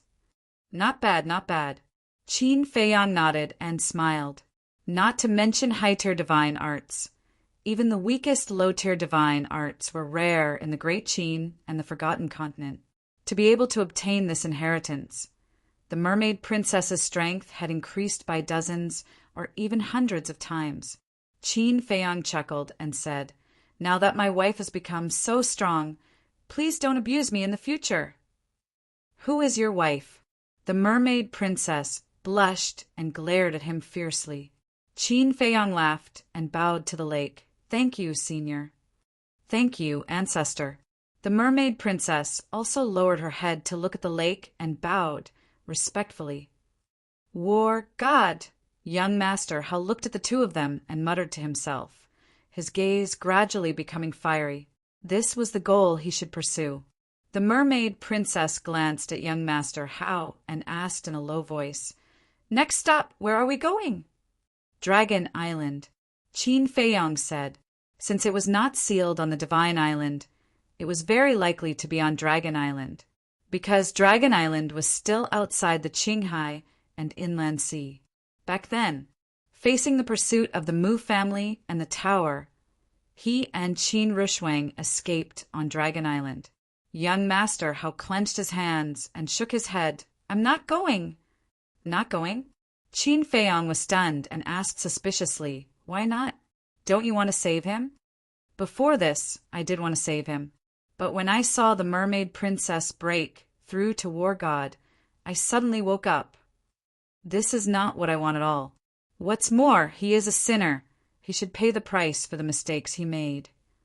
Young Master Hao said. Qin Feiyang's eyes flashed with a hint of a smile, but he frowned and said, Are you serious? Don't say that I don't want to help you. In fact, I have already planned to help you save him. Would you be so kind? Young Master Hao sneered. Qin Feiyang said, Of course, I'm not so kind, but he is your father after all. I have to give you face. I don't need this face. Father! I don't want to save him anymore, because with the current me, I don't have the ability to save him at all. If he doesn't repent after I save him and continues to harm the tower and the Forgotten Continent, then I will really be a sinner for all eternity. So let him slowly repent in the endless sea. Young Master Hao said. Qin Feiyang said, What you're saying is wait until you have the ability to control him before saving him. That's right. When I have the ability, I won't be afraid of him coming out to cause trouble again, because I will stop him. If I have no choice, I will even end his life with my own hands. Young Master Hao clenched his 10 fingers and said word by word. At this moment, he was no longer as dispirited as before, and his whole person was emitting a shocking sharpness. Qin Feiyang looked at him deeply and said with a smile, I am really gratified that you have this kind of awareness, and I am also happy for the billions of living beings on the Forgotten Continent. Don't act so high and mighty. Sooner or later, I will catch up to you and even surpass you. Young Master Hao coldly snorted and stretched out his hand. Return the Cosmos bag to me. Qin Feiyang waved his hand and threw the Cosmos bag to young Master Hao. Just you wait. I will let you know that I am not inferior to anyone. After young master had finished speaking, he opened the portal and walked in without looking back. After the portal disappeared, Qin Feiyang shook his head and smiled. He turned to look at the mermaid princess and said, "I will take you to the Azure Sea for a walk." The mermaid princess nodded and asked, "You took young master how to find the Tower Master to test him, right?" "Yes. If he really wanted to save the Tower Master, I would have killed him on the spot." But the result was very surprising. Before we even found the Tower Master, he came to his senses. Actually, it is also because of you. Seeing you break through to the war god level, he suddenly came to his senses. Qin Feiyang smiled and said. The mermaid princess giggled. "Then shouldn't you reward me?" Qin Feiyang was stunned. He immediately turned around and hugged the mermaid princess. He moved closer to her ear and said with a naughty smile, "Look, there is no one around. Shouldn't we continue what we didn't finish in the Sea of Despair?" "Damn pervert." The mermaid princess shyly lowered her head and scolded in a low voice. The next day, early in the morning, the imperial capital, the central square of the first district, welcomed a festive scene. First, a large group of Kirin army appeared and surrounded the square. Every one of them was wearing battle armor and holding a halberd, looking majestic. Following them were a group of eunuchs and palace maids. They brought all kinds of things to decorate the square. They were very busy. What day is it today? Not only did the emperor's personal Kirin army come, but the eunuchs and palace maids also came out. From the decorations in the square, it seems like someone is getting married today. But who is it? Who is it? Could it be Prince Qin Feiyang? That is possible. I am so envious. I wonder which family's daughter is chosen by His Highness. His Highness is like the sun in the sky now. He will definitely be the emperor of the great Qin in the future. Even if the woman he chooses is from the most ordinary family, she will instantly soar into the sky and achieve meteoric success. The streets around the square were already filled with a sea of people. Everyone was discussing in low voices. Time passed in the blink of an eye. It was almost noon. The square was finally decorated. It was decorated with lanterns and colored banners. It was very beautiful. The ground was also covered with a layer of golden silk carpet. It was spotless. In front of the square, dozens of chairs were neatly placed. They were all made of the best Phoebe Jinan wood, showing a noble aura. "Your Majesty, the Empress has arrived." Suddenly, a loud and clear voice sounded. Following closely, a middle-aged man in golden armor with a magnificent aura descended above the square. This person was the commander of the Kirin army. With the help of the Gate of Rebirth, he had also been reborn. "Welcome, Your Majesty, the Empress." At the same time, the Kirin army, palace maids, eunuchs, and people on the surrounding streets all knelt down and kowtowed. The commander of the Kirin army also faced the imperial palace and half knelt in the void. His expression was extremely respectful. Soon, a group of figures stepped on the air and arrived. The leaders were really the emperor and his wife. Next were Emperor Hong, Emperor Qin, the four grandfathers of the Lu family, Qin Yuan, Tantai Li Yishu, the mermaid emperor, Zhao Tailai, and others. There were even Lu Ji, Jiang Jingyi and his wife, Old Man Rin, and Rin Duxing, Wang Yangfeng, Yan Nanshan, Feng Cheng, Uncle He, Zhao Shuang, Er's grandfather, Old Man Zhao Lu Yin, and others. And there was also a particularly conspicuous old man, Li He. But at this moment, there was no distinction between monarch and minister. They were talking and laughing. It was very harmonious. Furthermore, all of them were dressed in jubilant attire. "Rise!" Everyone landed on the square. The emperor waved to the people around and smiled. "Thank you, Your Majesty." The people said respectfully and got up one after another, looking curiously at Jiang Jingyi and the others. His Majesty turned to look at Old Man Rin and the others and said with a smile, "Everyone, please take a seat." Old Man Rin said, "Your Majesty, we are ministers after all. It's not appropriate to sit on the same level as your majesty.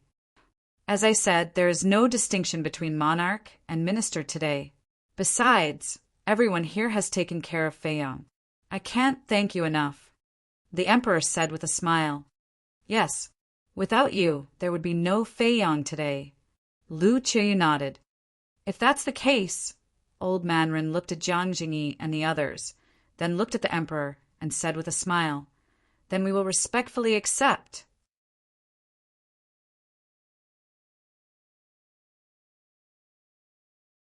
Chapter 1902. When everyone was seated, Lu Yun asked suspiciously, "What is this Qin Feiyang doing? Why hasn't he come back yet?" Ran Duxing looked at Tantai, Li, and asked, "Mrs. Tantai, didn't you say that he is in your forgotten continent? Do you know the situation?" Tantai, Li shook her head.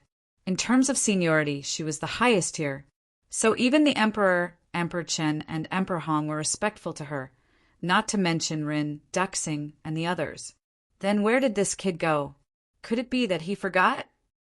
Everyone frowned. Impossible. Lu Hong's marriage is such a big matter. No matter how busy the young master is, he won't forget. Zhao Tailai laughed. As expected of the person I trust the most, you know me so well. A light laughter sounded.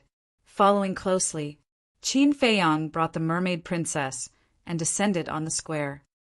So the woman your highness likes is her. She is indeed a national beauty. But why haven't I seen her before? That's not the point. The point is, looking at their clothes, it doesn't seem like they are getting married. Seeing Qin Feiyang and the mermaid princess coming hand in hand, the people on the surrounding streets were discussing. "Stinking brat, you're finally willing to come back? Do you know that ever since you woke up, your grandfather and grandfather wanted to have a good talk with you? But you were gone for half a month. This old man really doesn't understand. What's so attractive to you in the Sea of Despair?"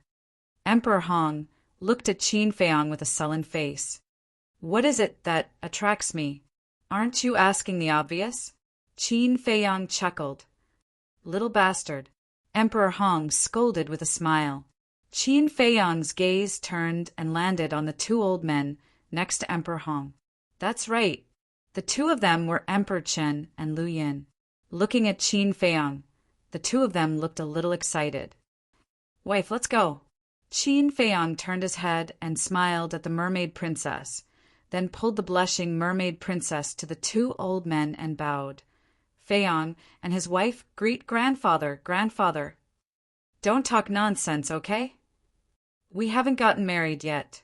Mermaid Princess bent, lowered her head, and glared fiercely at Qin Feiyang. "It's just a matter of time." Qin Feiyang grinned. "Good." Emperor Chen and Lu Yin nodded and helped Qin Feiyang and Lu Yin up. Lu Yin couldn't help but tear up.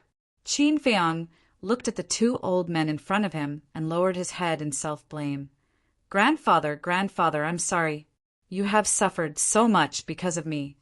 "What are you saying?" "You are our grandson. If we don't protect you, who should we protect?" Okay. Let's not talk about this again. Let's have a good talk." The two of them smiled with tears in their eyes. "Okay." Qin Feiyang nodded. Zhao Tailai, Tang Hai, and Chui Li automatically gave up their seats. After Qin Feiyang and the mermaid princess sat down, the three of them stood respectfully behind Qin Feiyang. "Something is wrong." Qin Feiyang glanced at everyone and said suspiciously, "What's wrong?" Emperor Chen asked. "Why do I only see the older generation? Where are the younger generation like Ling Yunfei and Qin Rushuang?" Qin Feiyang said. He didn't see any of the younger generation in the square. Everyone looked at each other and smiled. Emperor Qin said, "They are all busy." Qin Feiyang suddenly nodded his head. When he saw Li He, his expression was slightly stunned. He said in surprise, "Why are you here as well?" "What do you mean?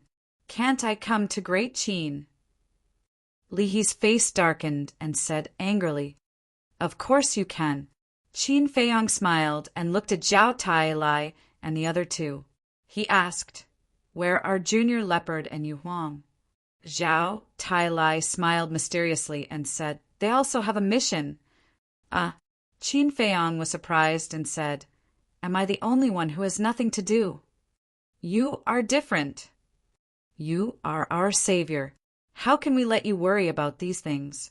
Chui Li joked. Qin Feiyang rolled his eyes and didn't think about it anymore. He chatted and laughed with Emperor Qin and Liu Yin. A strong sense of family and happiness pervaded the square. That was the moment when noon arrived. Roar! All of a sudden, a loud beast roar sounded in the sky above the Imperial Palace and echoed in the sky above the Imperial City for a long time. It's the Blood Kirin's voice, Qin Feiyang murmured and looked up in the direction of the Imperial Palace. Rumble! Soon, another rumbling sound resounded in the sky. It was as if several ancient chariots were coming from the void in the distance. Gradually, the Blood Kirin, the Golden Leopard, the Crocodile King, the Golden Wolf King, and other beasts came into everyone's sight one after another. Their auras were like rainbows as they walked in the air step by step. However, the funny thing was that they were all tied with red ropes as thick as an arm. The other end of the ropes was tied to 3 big golden carriages. The 3 big carriages were made of pure gold. They were 5 or 6 meters long and had dragons and phoenixes carved on them. Gongsun Bei, Qin Rushuang, Wang Zicheng, Ren Wushuang, Zhao Shuang, and the others followed beside the 3 big carriages and walked step by step. Everyone's face was full of bright smiles. Seeing this scene, Qin Feiyang couldn't help but laugh. He knew the Blood Kirin and the other beasts very well. They were all wild and unruly beasts. Now they had put down their pride and ran to pull the wedding carriages. It seemed that these days in the Imperial City they had really integrated with everyone. However, the people on the streets, and even the people in the first district, couldn't stay calm at this moment.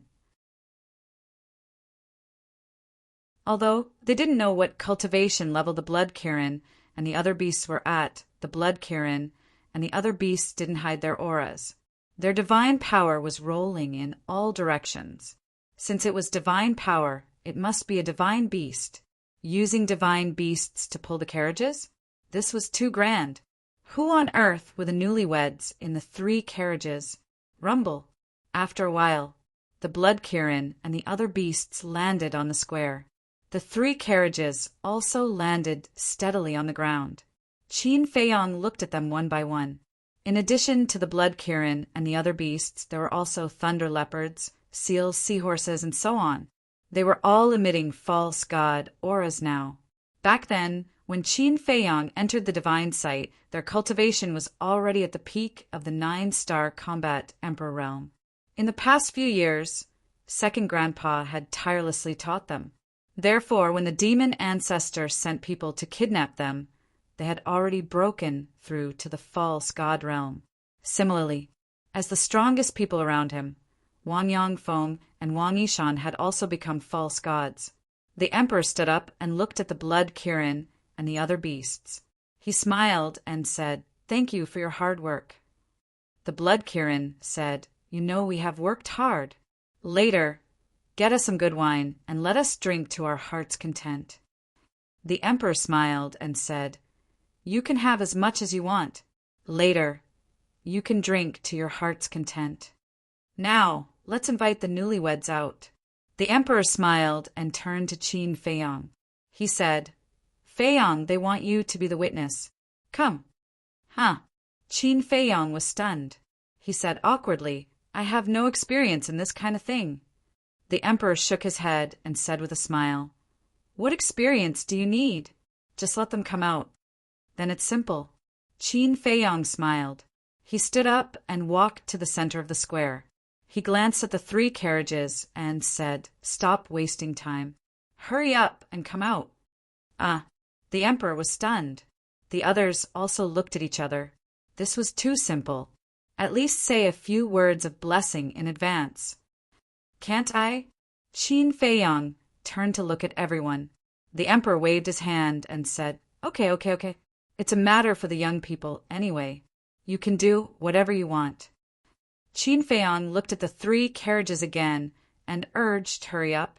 I want to see who other than Lu Zhang and Lu Hong are secretly getting married. Lu Zhang lifted the curtain and walked out of the carriage. He looked at Qin Feiyang speechlessly and said, Little cousin, I was wrong. I was really wrong. I shouldn't have asked you to be the witness. There's no medicine for regret in this world. Qin Feiyang chuckled and said, Lu Hong, what are you doing? Don't you think it's fun to hide in there? With a series of footsteps, Lu Hong walked out with her head lowered.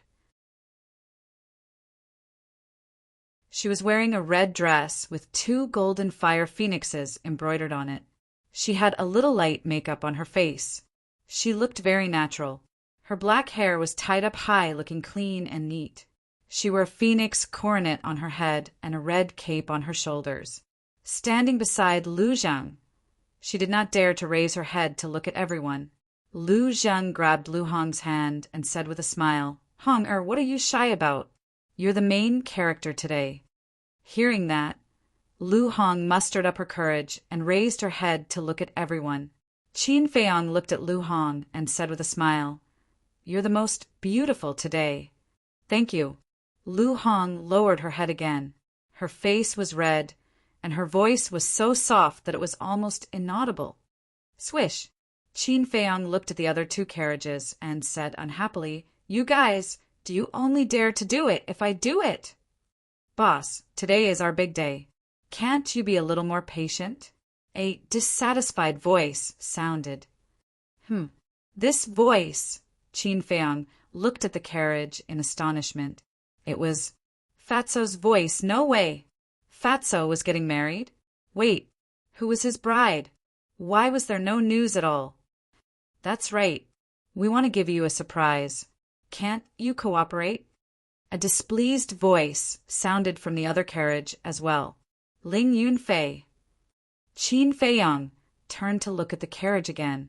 His expression was extremely shocked. The next moment, the curtains of the 2 carriages were also lifted. Ling Yunfei and Fatso walked out almost at the same time. It's really the 2 of you. Qin Feiyang glanced at the 2 of them and did not come back to his senses for a long time. Aren't you surprised? Fatso grinned and said with a smug look on his face. Ling Yunfei also looked at Qin Feiyang proudly. Surprise? Qin Feiyang's face twitched. There was really no surprise. There was quite a lot of shock.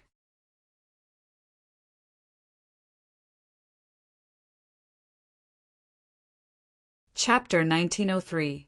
What's with your expression? Fatso frowned. He was wearing a bridegroom's clothes and had a big belly, just like a rich man. I'm just wondering. Ling Yunfei is a handsome man after all, but I really don't understand. Which girl would be so blind to fall in love with you? Everyone has their own preferences. Fat Lord is not very good-looking, but he has a beautiful heart.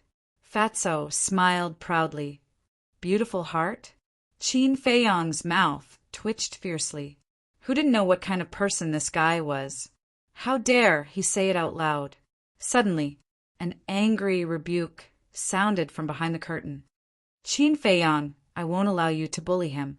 Before the voice died away, a woman dressed like Lu Hong came out and stared at Qin Feiyang with dissatisfaction. Qin Feiyang immediately froze on the spot. How could it be this woman? Fatso grabbed the woman's hand and laughed. Boss, Fat Lord's wife has a bad temper. You'd better watch your words in the future. Qin Feiyang was completely confused. This woman was Li He's granddaughter, Li Yan. Of course, he knew Li Yan. Not only was she beautiful, but she was also very capable and talented. He never expected that Li Yan would fall in love with Fatso. Wait, was she forced by Fatso? Thinking of this, Qin Feiyang shivered and quickly looked at Li Yan and said, Did Fatso threaten you? Don't be afraid of him. I'll help you. Everyone present was suddenly stunned. Alas, I don't agree either. But this girl, I don't know what's wrong with her. Not only does she want to be with Fatso, but she also wants to get married immediately. He sighed secretly. Fatso was too different from the grandson-in-law in his heart. Boss, what do you mean? Fatso snapped back to reality and said angrily. Shut up. Qin Feiyang glared at him, then looked at Li Yan and said, Don't be afraid. Tell me if you have any grievances. Li Yan smiled bitterly and said, He didn't force me to marry him. I forced him to marry me. What? Qin Feiyang was dumbfounded. He asked, Are you all right? I know that this might seem inconceivable to you all. However, this is the truth. I just like him because I feel very secure when I'm with him. Besides, a person's appearance really doesn't matter as long as he treats me well for the rest of my life. Li Yan said, and looked at Fatso affectionately. The entire place was silent. Qin Feiyang also fell silent. Such a woman was so rare. Fatso was extremely touched. He also grabbed Li Yan's hand and said very seriously and sincerely, Yenner, don't worry. Fat Lord will definitely treat you well for the rest of his life. Because Fat Lord also knows his own limits. It's the good karma of his ancestors to be able to marry you. Idiot, don't feel inferior. You're a man. You have to hold your head high and become someone I can rely on. Li Yan said with a smile. Okay. Fatso nodded heavily and straightened his back. He pulled Li Yan and walked to Qin Feiyang step by step. Boss, in fact, I really have to thank you. If it weren't for you, Fat Lord would have died somewhere long ago, let alone find such a beautiful wife. Thank you. I will remember your kindness for the rest of my life. After the fatty finished speaking, he bowed deeply as tears streamed down his face. You're really silly. We are brothers. Why are you still saying this? Qin Feiyang said helplessly. Boss, Fatso looked up at Qin Feiyang. Suddenly, he stretched out his hands and gave Qin Feiyang a bear hug. He shouted, Yes, we are brothers. Brothers, for the rest of our lives. Qin Feiyang said, Okay. You are about to get married. Why are you still like a child?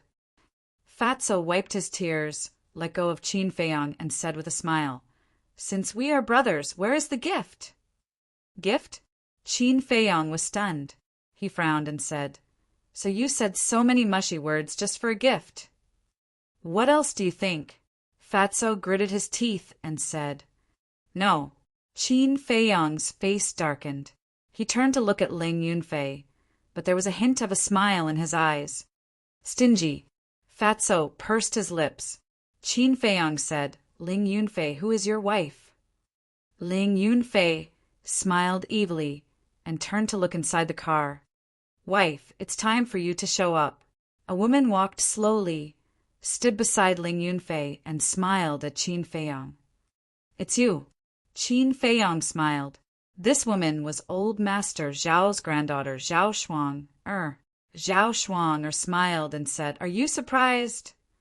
A little, but you and Ling Yunfei are together. It's a good thing that you don't let others take advantage of you. Qin Feiyang said, What are you talking about? Zhao Shuang glared at him. Wife, Boss Qin is praising you. If you fall into the hands of another man, it will be too easy for him. Ling Yunfei said, Cut the crap. Are your ears itchy? Zhao Shuang immediately glared at Ling Yunfei. Don't. So many people are watching. Leave me some face. Ling Yunfei hurriedly waved his hand, with a flattering look on his face. Qin Feiyang was stunned and joked. Ling Yunfei, I remember you said last time that someone was subdued by you. Zhao Shuang's relaxed face instantly became unfriendly again. Did I? Don't talk nonsense. Ling Yunfei laughed. Ha. Qin Feiyang smiled and said, All of you, quickly come over and serve tea to your elders. I'll deal with you tonight. Zhao Shuang snorted and took the lead to get off the carriage. Boss Qin, you've really made me suffer. Ling Yunfei grumbled in his heart and hurriedly followed up. Qin Feiyang said, Come, serve tea. Immediately, 3 palace maids came out with exquisite trays. There was no need to talk about what happened next. As for Li He, although he had some small opinions, as long as his granddaughter was happy, he didn't care. He also prepared wedding gifts for the two. Lu Ji, old man Zhao, second grandpa, and the others were naturally very happy. Of course.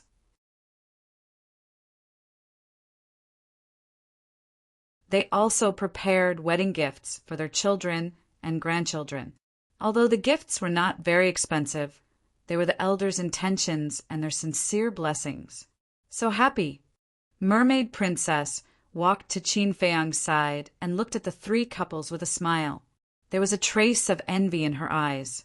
Lu Qiyu, the emperor, the Han emperor, and the Chun emperor looked at Ling Yunfei and the other 6 people, and then looked at Qin Feiyang and the mermaid princess with a face of regret.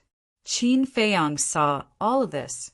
In his heart, he couldn't help but feel a trace of guilt. He grabbed the mermaid princess's hand and whispered, "Don't worry, in the future, I will definitely give you a grand wedding and make you the happiest woman in the world." Mermaid Princess was stunned and didn't say anything. A trace of expectation rose in her beautiful eyes. "Auntie, uncle, please have tea." Not only the elders like Lu Ji and old man Zhao, but even the emperor Lu Qiyu and the others, Ling Yunfei and the other 6 people, also came forward to serve tea. In the square there was laughter. Finally, Fatso took Li Yan and walked to Qin Feiyang and the mermaid princess, handed them a teacup and said, "Boss, sister-in-law, please have tea too." The 2 looked at each other. Mermaid Princess hurriedly said, "This is not appropriate. Auntie and the others are all elders. You should serve tea, but although we are of the same generation, my parents died early and I only have Uncle Hai by my side." Uncle Hai, who was Sido Hai, was also present at the moment. "And boss, I have always treated him as my biological big brother. As the saying goes, an elder brother is like a father, and an elder sister-in-law is like a mother. So you must drink this cup of tea." Fatso looked at Qin Feiyang and the mermaid princess and said, "This, mermaid princess," looked at Qin Feiyang. "Since you have said so, let's drink." Qin Feiyang smiled, took the teacup and drank it in one gulp. "I don't think I'm their sister-in-law yet." Mermaid Princess shook her head helplessly, took the teacup in Lian's hand and took a sip. Fatso took back the teacup and said with a smile, "Boss, sister-in-law, you have drunk the tea. Now the gift can't run away, right?" Qin Feiyang's forehead suddenly formed a row of black lines. Sure enough, every move was a trick. Big brother, sister-in-law, this gift definitely can't be missing. Moreover, big brother, you are a war god, and your status is incomparably noble. It definitely can't be just for show, right? Li Yan laughed. Qin Feiyang's face twitched, and he said speechlessly, "This wedding ceremony doesn't seem to be over yet, and you are already working together as husband and wife? And you, Li Yan, you weren't like this before. You have been led astray by Fatso." Li Yan giggled. Qin Feiyang shook his head and laughed and said, "Don't worry, this gift will definitely not be missing out on you." After saying that,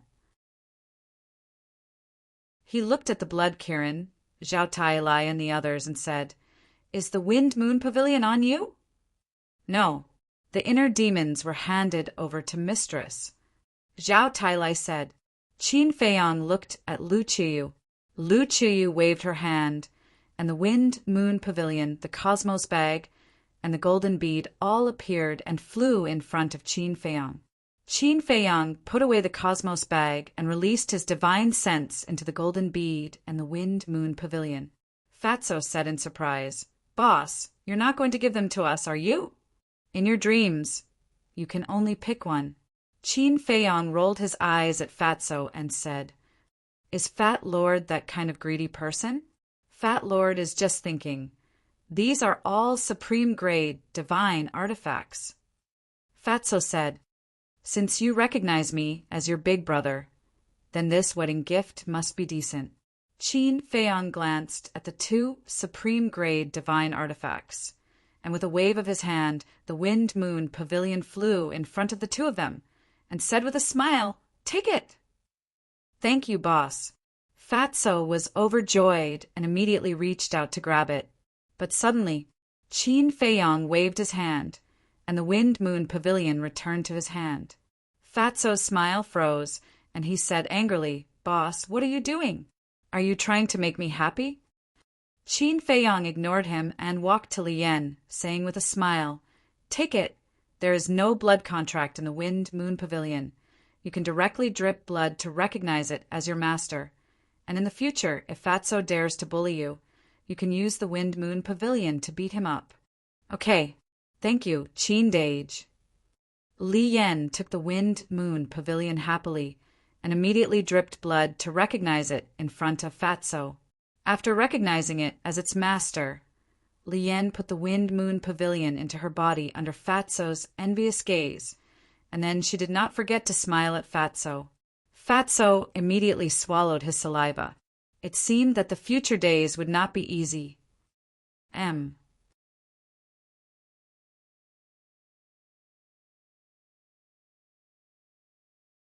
Chapter 1904. Seeing that Fatso and Lien actually got a supreme-grade divine artifact, Ling Yunfei and Lu Zheng looked at each other with green light in their eyes. "This little cousin is really generous," Lu Zheng murmured. Ling Yunfei rolled his eyes and said telepathically, "Little cousin, we can't just let Fatso and Lien take advantage of them. Let's go." "Yes, yes, yes." Lu Zheng nodded. The two immediately took their respective brides, held their teacups and ran toward Qin Feiyang. Looking at Lu Zheng and Ling Yunfei's behavior, second grandpa angrily scolded, "How can you run around on such an important day?" "Ha ha," second brother, "don't be so old-fashioned. The times are different now. It's the world of young people. Why do you care so much?" Lu Yun said with a smile. Second grandpa was stunned and couldn't help but smile bitterly. At the same time, Qin Feiyang looked at Lu Zheng and Ling Yunfei running over, and his face twitched again. He stretched out his hand and said, "Stop." The two suddenly stopped, and the tea in the teacups splashed out. "Lu Zheng, what are you doing?" Lu Hong looked at Lu Zheng angrily. "Ling Yunfei, don't embarrass me." Zhao Shuanger also glared at Ling Yunfei. Ling Yunfei said disdainfully, "How is this embarrassing? It's a waste not to take advantage of it." Zhao Shuanger's face was dark. Ling Yunfei looked at Qin Feiyang and said with a sneaky smile, "Boss Qin, I have always treated you as my brother. You can't favor one and discriminate against the other." Qin Feiyang rolled his eyes. Lu Zheng also looked at Qin Feiyang, grinned, and was about to speak. Qin Feiyang hurriedly waved his hand and said, "Stop." "What? You won't even give me a chance to speak." Lu Zheng's smile froze. He glared at Qin Feiyang angrily.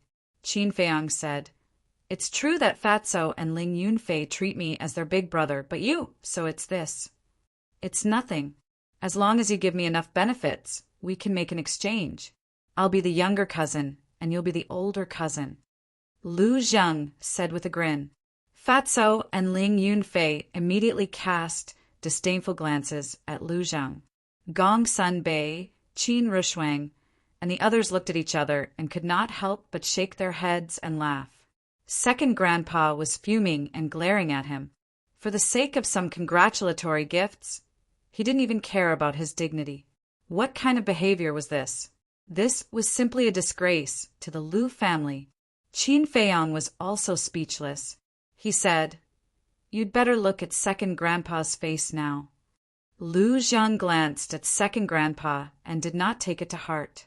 He looked at Qin Feiyang and said, "Don't use him to scare me. It's useless." "Bastard." Second grandpa was furious. "Second brother, what do you think you're doing?" Lu Yun saw that the situation was not good. He hurriedly held second grandpa down and comforted him. Qin Feiyang smiled helplessly. He looked at the blood Kirin and said, Give me the dragon vein sword and the Kirin armor. This, the blood Kirin, was stunned. Qin Feiyong smiled and said, Give it to me. The blood Kirin sighed helplessly.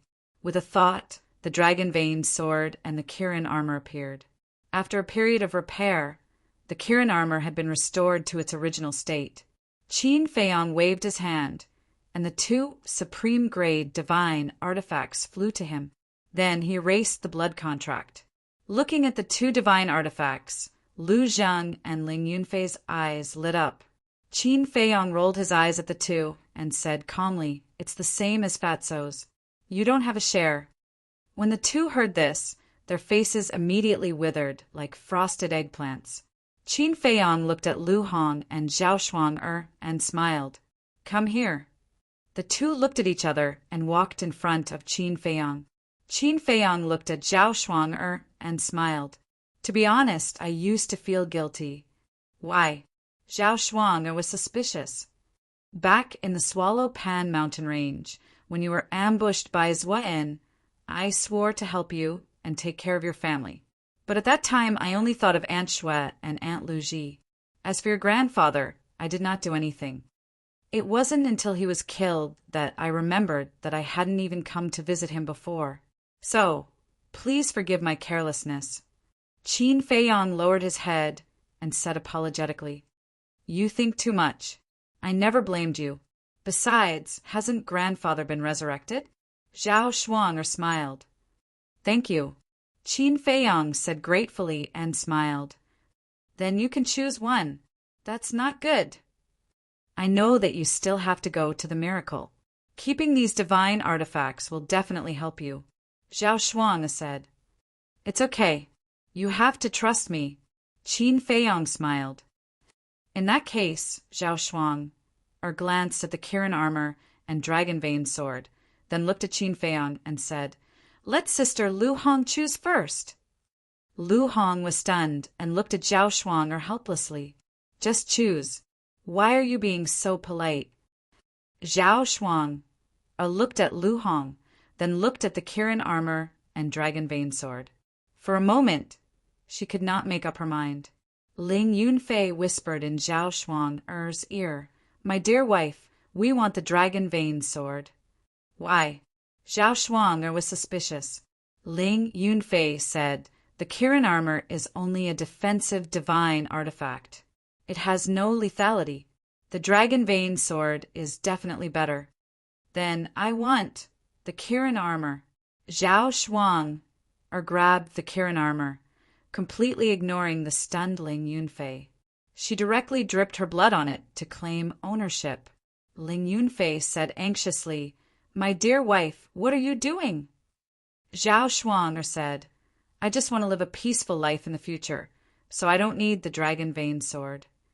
Seeing that Zhao Shuang had made up her mind, Ling Yunfei did not dare to force her. He sighed helplessly. Qin Feiyong smiled, looked at Lu Hong and said, Girl, although you don't have a family, in the future, my parents and I will be your family. If Lu Zheng bullies you in the future, you can come to us. We will help you teach him a lesson. Lu Hong's eyes trembled, and tears streamed down her cheeks. Qin Feiyong raised his hand and gently wiped away Lu Hong's tears. He said with a smile, Today is your big day. You can't cry. Okay. Lu Hong nodded. Okay. Quickly take the dragon vein sword. With this divine artifact, I think Lu Zhang will not dare to bully you in the future. Qin Feiyong said with a smile, I dare to bully her. It's good that she doesn't bully me. Lu Zhang pursed his lips. Fatso and Ling Yunfei also looked distressed. The three women all had supreme-grade divine artifacts. How could they live in the future? Okay. Qin Feiyong turned around and took a few steps forward. Then he faced Ling Yunfei and the others and said with a smile, Then I officially announce that you are husband and wife. Hurry up and go to the bridal chamber. Yeah, we can finally go to the bridal chamber. Everyone, goodbye. Ling Yunfei and the other two cheered and immediately went forward to hug their brides. Lu Hong and the other two also lowered their heads shyly. Wait, but suddenly, the emperor's voice sounded. Qin Feiyang was slightly stunned. He turned to look at the emperor and found that his father's expression was very ugly at the moment. He looked at the second grandpa and the others, who all looked angry. What's going on? Qin Feiyang was puzzled. Brat, it's broad daylight. You let them go to the bridal chamber. Isn't this nonsense? Besides, we have booked the Fragrant Moon house and set up a banquet. There are a large group of distinguished guests waiting for us in the Fragrant Moon house now. If you let them go to the bridal chamber now, who will entertain them later? The emperor said angrily. After that, he looked at Ling Yunfei and the others and said, "And you, can't you wait?" Ling Yunfei and the other two quickly put down the brides in their arms and looked at the emperor with embarrassed smiles. Qin Feiyang also looked quite embarrassed. He coughed and said, "Then let's go to the Fragrant Moon house." A group of Kirin army eunuchs and palace maids immediately cleared the way in front. Ling Yunfei and the other two immediately pulled Lu Hong and the other two to the Fragrant Moon house. Because the Fragrant Moon house was next to the square, there was no need to take a carriage. After everyone left one by one, Lu Qiyu came over and said with a smile, "How does it feel to be a witness?" "Tired." Qin Feiyang smiled bitterly. "You're already saying you're tired?" Lu Qiyu shook her head and looked at the mermaid princess standing next to her. She sighed and said, "Actually, what mother wants to see the most is you two getting married." Qin Feiyang quickly said, "Mother, enough. I know your character. There's no need to explain. In short, as long as you're happy." Lu Qiyu laughed. "Thank you for your understanding, mother." Qin Feiyang bowed and said, feeling really sorry for his mother, "Master." Suddenly, a surprised cry sounded. Qin Feiyang turned his head and saw a young man running out of the crowd. It was Wang Xiaojie. Beside Wang Xiaojie was a young man in black. This person was not old and his cultivation was not strong, but whether it was his eyes or his demeanor, they were far superior to his peers. His entire body was filled with an astonishing sharpness. Lu Qiyu looked at Wang Xiaojie and Qin Feiyang and smiled. "You guys chat, I'll go to the Fragrant Moon pavilion first." Qin Feiyang said in surprise, "You're going too?" "Not only will your mother go, I will also go." The emperor walked over at this time. Qin Feiyang looked at the emperor, his face full of surprise, and said, "Father, you are the emperor of a country. You have given everyone enough face by attending the ceremony. Now you want to attend the banquet. Isn't it a bit inappropriate?" The emperor was stunned, hugged Lu Qiyu, and said with a smile, "Our child has really grown up. You know how to think for us." "Yes." Lu Qiyu nodded. The emperor looked up at Qin Feiyang and said with a smile, "If it was in the past not to mention a banquet, even if it was a ceremony, I would not participate. But after experiencing so many things, I have also thought it through. As an emperor, although dignity is indispensable, sometimes you don't have to be too serious." Qin Feiyang looked at the emperor in a daze. To be honest, looking at his father now, he was really not used to it. "Enough. You guys chat, we'll go first." The emperor smiled, pulled Lu Qiyu, and walked towards the Fragrant Moon pavilion. Lu Qiyu glared at the emperor and said in a low voice, "I say, can you let go? You are so young. Aren't you afraid of being laughed at?" "You are my wife. What's wrong with me holding you? Moreover, the entire Great Qin is mine. Who dares to laugh at me?" the emperor said proudly. Lu Qiyu smiled helplessly, but in her heart she was happy. Ah.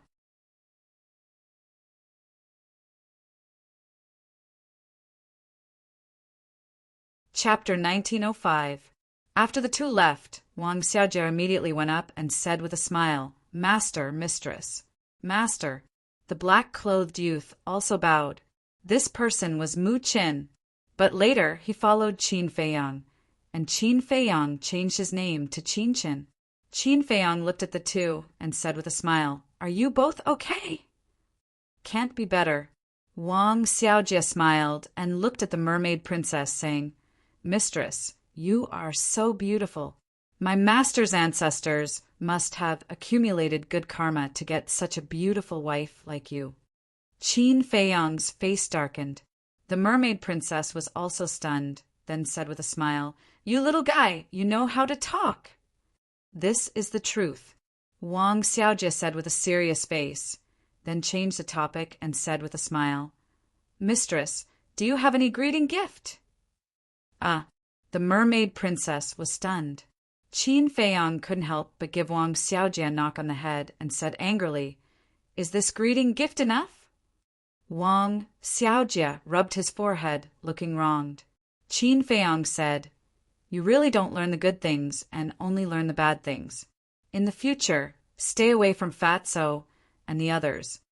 Wang Xiaojie lowered his head and said with dissatisfaction, It's the first time I see Mistress. It's natural to give a greeting gift. Are you still looking for a beating?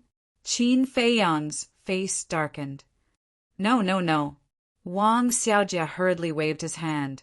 His face was full of flattery, but then he pretended to be deep inside, saying, Master, you are really not a qualified master. Qin Feiyang was stunned. His hands crossed in front of his chest, looking at Wang Xiaojie and said, Tell me, how am I not qualified? Look, when Qin Shen and I followed you, you didn't teach us anything, and directly threw us into the mountains and forests, leaving us to fend for ourselves. Do you see any master in the world like you? Wang Xiaojie pouted. The corner of Qin Feiyang's mouth twitched. Looking at the silent Qin Shen, he looked at Wang Xiaojie and said indifferently, This is how I teach people. If you're not satisfied, you can leave at any time. Wang Xiaojie's body froze. Was he going to expel him from the sect? That won't do. Wang Xiaojie quivered and hurriedly said, Master, this disciple didn't mean that. This disciple just wants to say, Can you show more concern for us? Are you still a child? You still want me to care about you? If you want to stand at the top of the pyramid of this continent, you must learn to be independent and learn to endure. Because when facing an enemy, no one will show mercy to you. Qin Feiyang said. Master is right. Wang Xiaojie nodded submissively. Originally, he wanted to gain some benefits, but he didn't expect that instead of gaining any benefits, he would be fiercely reprimanded. The losses outweighed the gains. Qin Feiyang looked at Qin Shen and asked, What about you? Qin Shen said, I didn't think too much because I know that you're doing this for our own good. It's not bad to have this understanding. In the future, your achievements will definitely be higher than Wang Xiaojie's. However, you must always remember who gave you all of this. You know what I mean, right? Qin Feiyang said, I know. Although I've changed my name to Qin Shen, the bloodline of the Mu family still flows in my body. Moreover, I'm the only one who's still alive in the current Mu family. So you're worried that I'll rebel? Qin Shen said. You're indeed smart. Qin Feiyang praised with a smile.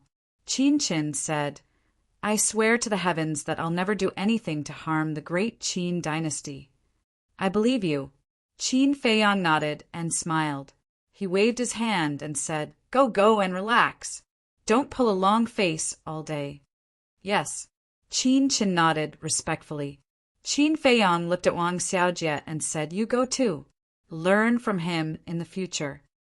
Wang Xiaojie pursed his lips and reluctantly followed Qin Shen to the fragrant Moon Inn. This Qin Shen is indeed a promising talent. However, this disciple of yours is not bad. There's no need to be so harsh on her, Mermaid Princess said. If I don't be harsh on them now, it'll be the same as harming them. After all, I can't always protect them, right? Moreover, the great Qin dynasty will be their world in the future. Of course, I hope that they can go further and further, Qin Feiyang said. Mermaid Princess thought for a moment and nodded with a smile. That's true. I hope they can understand your painstaking efforts. If they're really a promising talent, they'll understand. Qin Feiyang smiled and released his divine sense toward the imperial palace. What are you looking for? Mermaid Princess was suspicious. Qin Feiyang pondered for a moment and said with a smile, You go to the banquet first. I'm going to meet someone. Okay. Mermaid Princess didn't ask much. She was very sensible. Qin Feiyang took a step forward and disappeared instantly. Imperial Palace Back Mountain. In a huge valley, tombs were neatly arranged in the valley. This was the imperial tomb. Each tomb was built in an extremely imposing manner. At this moment, in front of one of the tombs, a young man knelt under the tombstone, tears streaming down his face as he kept sobbing. The young man was the little prince. There was no doubt that the person in the tomb was her mother. Swish! Qin Feiyang silently descended behind the little prince. Looking at the tomb, his eyes were filled with disgust. Bang! Suddenly, he raised his foot and kicked the little prince's back. The little prince immediately fell to the ground and ate a mouthful of mud. Who? He immediately got up and roared angrily. But when he turned around and saw that it was Qin Feiyang, a trace of fear suddenly appeared in his eyes. You didn't even notice that I appeared behind you. What right do you have to threaten to kill me? Qin Feiyang said with a contemptuous face. The little prince flew into a rage out of humiliation and roared, That's because you're strong. Don't find excuses. No means no. I'm too lazy to talk nonsense with you. This time I'm not here to find you. I'm here for this tomb. Qin Feiyang said. Tomb? The little prince was stunned. He quickly stood in front of the tombstone and said in a panic, What do you want to do to my mother's tomb? Qin Feiyang said expressionlessly, She's not qualified to be buried in the imperial tomb. Why? The little prince roared. Qin Feiyang frowned and said, Don't you know? What should I know? The little prince's angry face showed a trace of confusion. Qin Feiyang looked at the little prince. It seemed that his father didn't tell the little prince about that woman, but it made sense. After all, the little prince was still young. This kind of thing was too cruel for him. It might even affect the little prince's life. It was a good thing to hide it from him. Qin Feiyang pondered for a while and said to the little prince, How about we make a deal? Not interested. The little prince said, I'm afraid that's not up to you. I can let your mother continue to be buried in the imperial tomb for the time being. But my condition is that you have to break through to the divine war realm within 1,000 years. If you can't do it, then it won't be as simple as moving. When the time comes, I will destroy your mother's tomb bit by bit in front of you. Qin Feiyang said calmly, I won't allow you to do that. The little prince immediately roared and pounced at Qin Feiyang with bared fangs and brandished claws. Qin Feiyang waved his hand, and with a paw sound, the little prince was sent flying on the spot. He rolled on the ground in a sorry state. This kind of childish behavior is meaningless. You can only agree. Otherwise, I will destroy your mother's tomb right now. Qin Feiyang said. The little prince was covered in mud, and blood was flowing from the corner of his mouth. He got up and stared at Qin Feiyang. Make your choice, Qin Feiyang said. The little prince turned to look at the tomb and nodded. Okay, I promise you. I will definitely enter the divine war realm within 1,000 years. Then I'll wait and see. Qin Feiyang glanced at him indifferently. Then he turned around and stepped into the air. Not only will I enter the divine war realm, but I will also kill you to avenge today's humiliation. The little prince roared. Do you know what humiliation is now? Looks like you've grown a lot. Work hard. The future of the great Qin dynasty depends on you. You will become a wise emperor. Make me proud of you. Qin Feiyang muttered to himself and disappeared from the young prince's line of sight without even looking back. At the fragrant Moon Inn, the streets were blocked by the Kirin army. Even a fly would not be able to get in.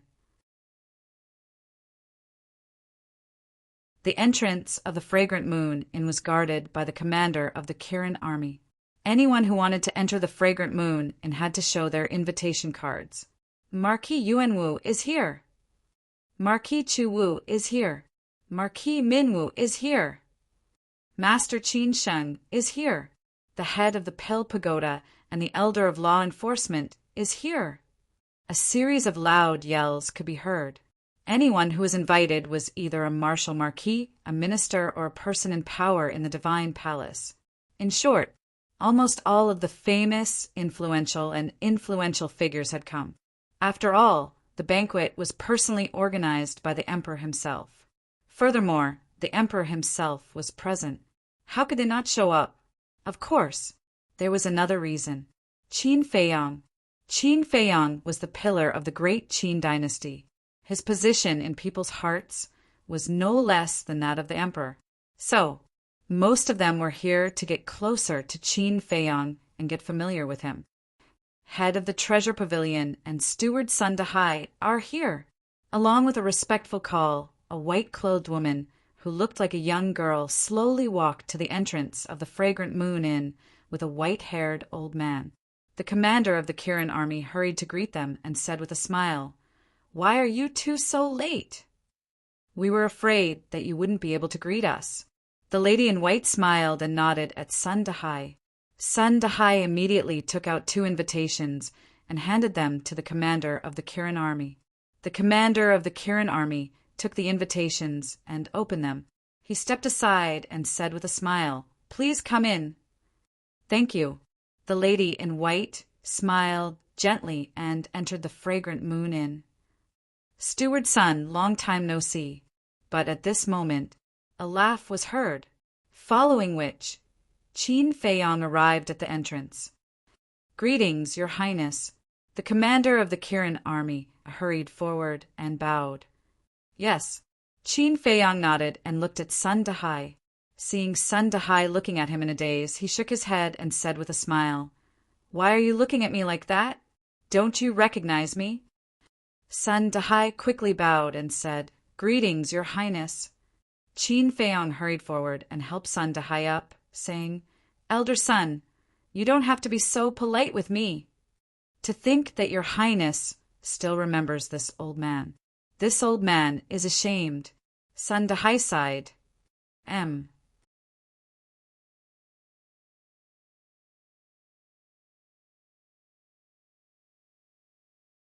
Chapter 1906. What are you ashamed of? Let's go.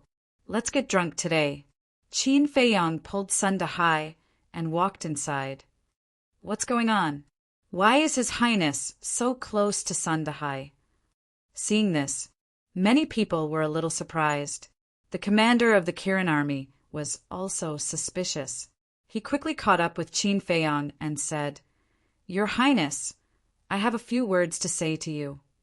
Qin Feiyang was stunned. He stopped and turned to look at the commander of the Kirin army. Plop! The commander of the Kirin army knelt on the ground and blamed himself.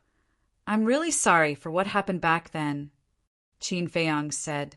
"Do you think you can forget about it by saying sorry?" The commander of the Kirin army lowered his head and his face was full of guilt. Suddenly, Qin Feiyang shook his head and smiled. He reached out to help the commander of the Kirin army up and said, "It's all in the past. Don't take it to heart." "Your Highness," the commander of the Kirin army looked at Qin Feiyang in a daze. "I was just joking with you. I've forgotten about it. Besides, you were just following orders. Come in and find me when you're done. Let's have a few drinks." Qin Feiyang said. "Yes." The commander of the Kirin army shouted. He stood straight and his face was full of gratitude. Qin Feiyang patted him on the shoulder and turned to pull Sun Dahai into the Fragrant Moon brothel. "Your Highness, long time no see. How have you been?" The woman in white stood in front and looked at Qin Feiyang with a smile. "You are." Qin Feiyang looked at the woman in white suspiciously. Sun Dahai hurriedly said, "She's our leader." Qin Feiyang suddenly realized. He looked at the woman in white and asked, "Have we met before?" "Your Highness is really direct." But even if we haven't met, we know of each other's existence. The white-clothed woman said. That's true. Qin Feiyong smiled. The white-robed girl cast a suspicious glance at Sun Dahai. After that, she turned to Qin Feiyong and spoke. You guys chat then. I'll go meet some old friends. In fact, she was also very puzzled. Why did the relationship between Qin Feiyong and Sun Dahai suddenly become so good? In fact, it was so good that it was somewhat ridiculous. All right. Qin Feiyong nodded. After the white-clothed woman left, the guests in the hall stood up and bowed. Everyone, enjoy the food and drink. Don't be shy, Qin Feiyong said with a smile. He then greeted Sun Dahai warmly and walked upstairs. Sun Dahai smiled bitterly and said, Your Highness, this little old man is somewhat overwhelmed by your favor like this. Qin Feiyong shook his head and laughed. He sighed and said, To be honest, I really have to thank you this time. If you hadn't secretly told me about Great Qin's situation in the Central Divine Kingdom, I really don't know what would have happened. Sun Dahai said, It was just a small matter. Wrong. If it was just a small matter, why didn't those marquises and ministers tell me? I know that they don't have confidence in me and think that I can't defeat the demon ancestor. So, they don't want to draw trouble to themselves. But you are different. You truly love Great Qin and don't want Great Qin to fall into the hands of the demon ancestor. You also trust me without a doubt. Just this trust alone is something that ordinary people can't compare to. Qin Feiyong said, Your Highness is too serious. As a citizen of Great Qin, it's only right that I care about Great Qin's safety. Sun Dahai shook his head and smiled. You're old, so don't be modest. If I lose this time and the demon ancestor finds out that you're the one who told him, you'll definitely be killed. So, you risked your life to tell me the news. I, Qin Feiyong, will always remember this kindness. Qin Feiyong said. Sun Dahai stopped and looked at Qin Feiyong. Seeing that Qin Feiyong's expression was incomparably sincere, he said, With your Highness's words, this old man can die without regrets. Old man, when did you become so polite? Qin Feiyong rolled his eyes. Your Highness is so polite. How would I dare to be impudent? Sun Dahai said innocently. Qin Feiyong was stunned. Thinking back, from the time he met Sun Dahai at the door until now, it seemed that he had been polite. Qin Feiyong laughed and said, My bad. I'll punish myself with 3 cups later. Seeing this, Sun Dahai couldn't help but laugh and said, Your Highness, if you really want to thank this old man, then don't say such polite words. Qin Feiyong was stunned and asked, Then what do you want? What do you think? Sun Dahai asked. Qin Feiyong pondered for a while, looked around, and asked in a low voice, You don't want the position of the pavilion master of the treasure pavilion, do you? Although this is just a question, it doesn't seem right for you to do this. After all, your pavilion master is still so young. What are you thinking about? Who wants the position of pavilion master? Sun Dahai's veins bulged. Then what do you want? Qin Feiyong was suspicious. Sun Dahai snorted coldly. Don't play dumb. I don't believe that you really don't know what I'm thinking. Qin Feiyong laughed out loud. He shook his head and said, You damned old man. You really haven't changed at all.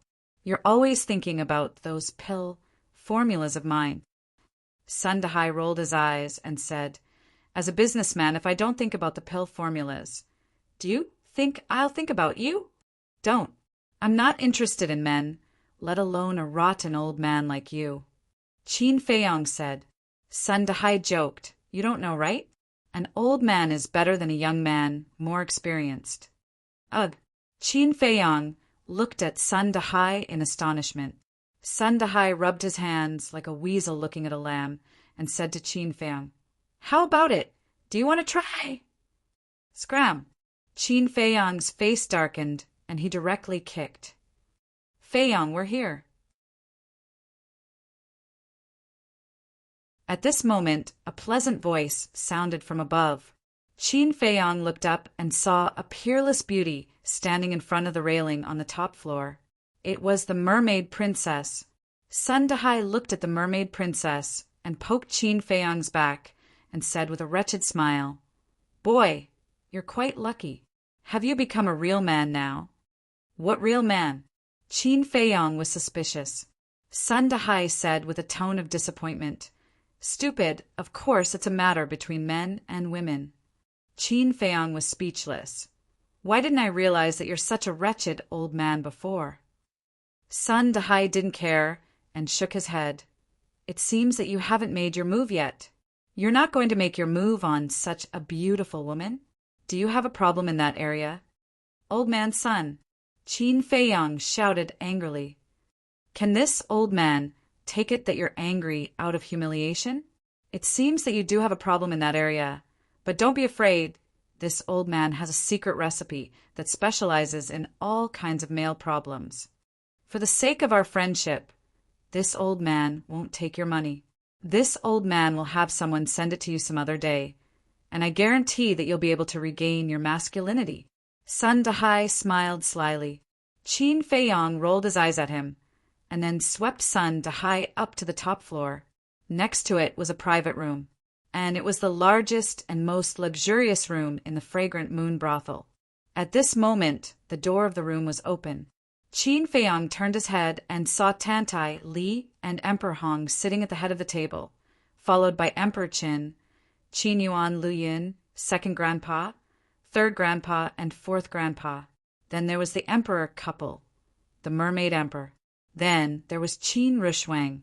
These were all Qin Feiyang's close relatives. Tantai, Li said, "Brat, we're waiting for you. Come in quickly." "Okay." Qin Feiyang nodded, pulled the mermaid princess, looked at Sun Dahai and said, "Let's go in." This, looking at the table of people inside. Sun Dahai could not help but turn pale. "What's wrong?" Qin Feiyang was suspicious. Sun Dahai stammered, "Everyone here is your family and I'm the only outsider. This isn't appropriate." "What's inappropriate about it?"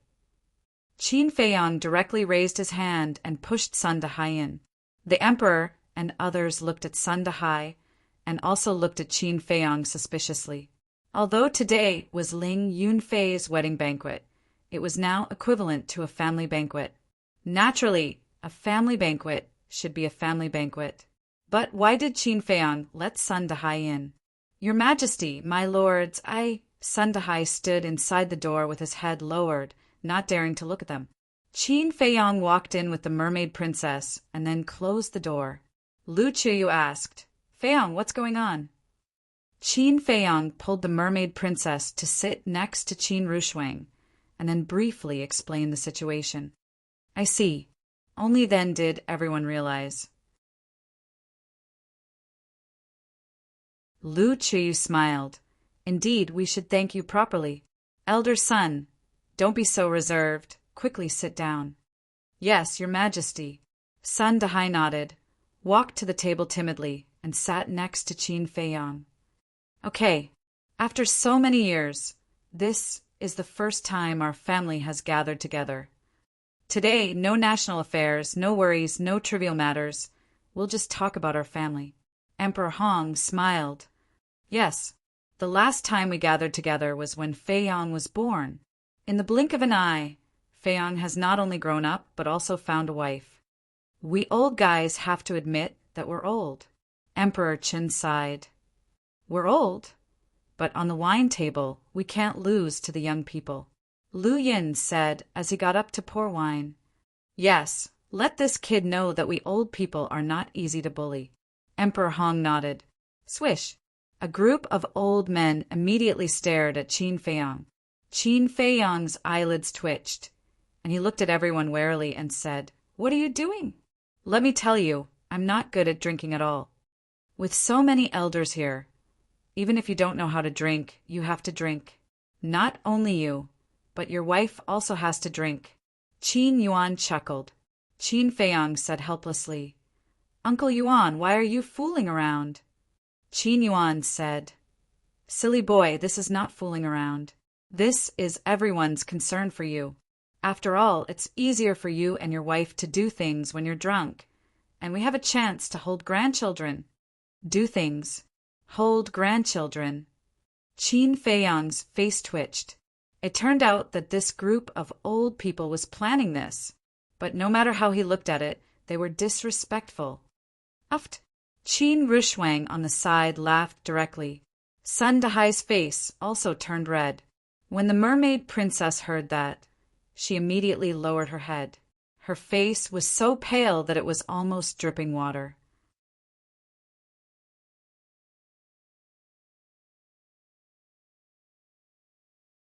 Chapter 1907. On this day, Qin Feiyang was miserable. Although Emperor Hong and the others were old, their alcohol tolerance was quite terrifying. After an afternoon, Qin Feiyang was already dead drunk. The mermaid princess also drank a lot.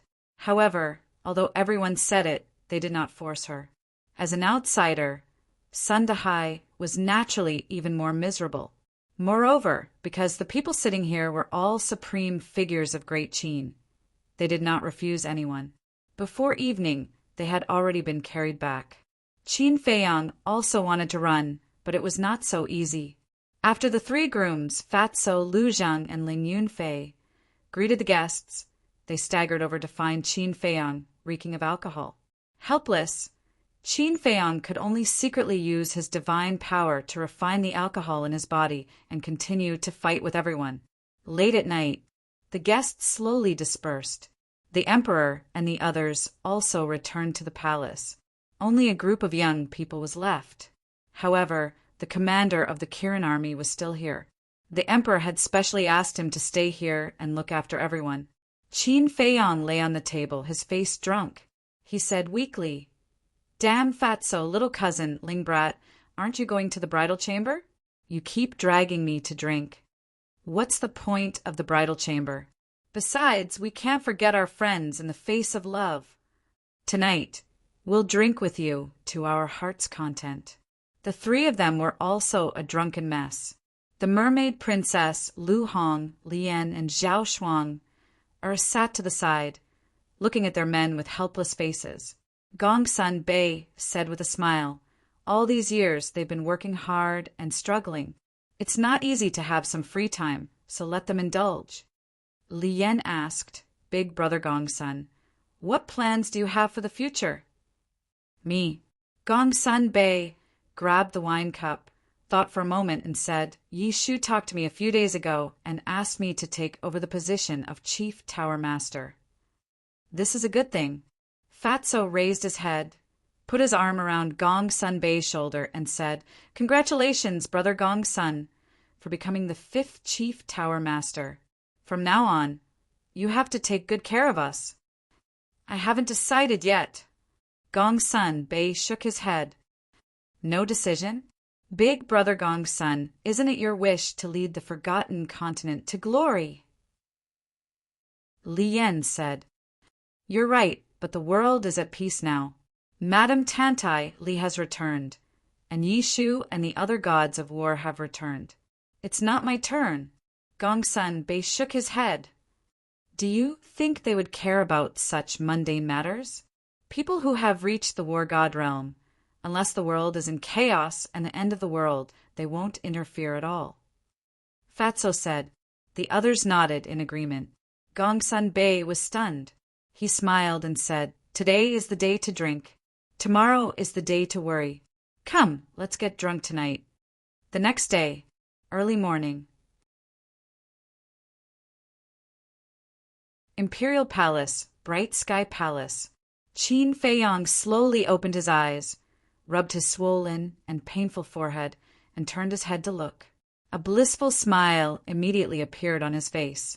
Beside the bed, the mermaid princess was lying on the edge of the bed, her eyes slightly closed, and a faint smile hung on her crystal clear face. Obviously, the mermaid princess had been waiting for him the whole night. Qin Feiyang raised his arm and gently tidied the hair on the mermaid princess' forehead. Then he slowly got out of bed, picked up the mermaid princess, and gently placed her on the bed. Although his movements were very gentle, It still woke the mermaid princess up. She opened her eyes, looked at Qin Feiyang, and said with a smile, "You're awake." Qin Feiyang nodded and said with a smile, "You've taken care of me the whole night. Rest for a while more." "I'm not tired." The mermaid princess shook her head, sat up, and moved from the side, saying, "Come up and chat with me for a while." "All right." Qin Feiyang nodded and sat on the bed. The mermaid princess immediately snuggled into his arms. Qin Feiyang held the mermaid princess hair in one hand and the mermaid princess hand in the other. He smiled and said, "What do you want to talk about?" The mermaid princess said, "When are you going to enter the miracle?" "Enter the miracle?" Qin Feiyang muttered, pondered for a moment, and shook his head. "I don't know either." The mermaid princess asked, "Are you reluctant to part with your current life?" "That's right. I didn't even dare to dream of a life like this before. Now that I finally have it, I really don't want to leave." Qin Feiyang sighed. The mermaid princess said, "But you can't let go of the inner demons and big cousin's death."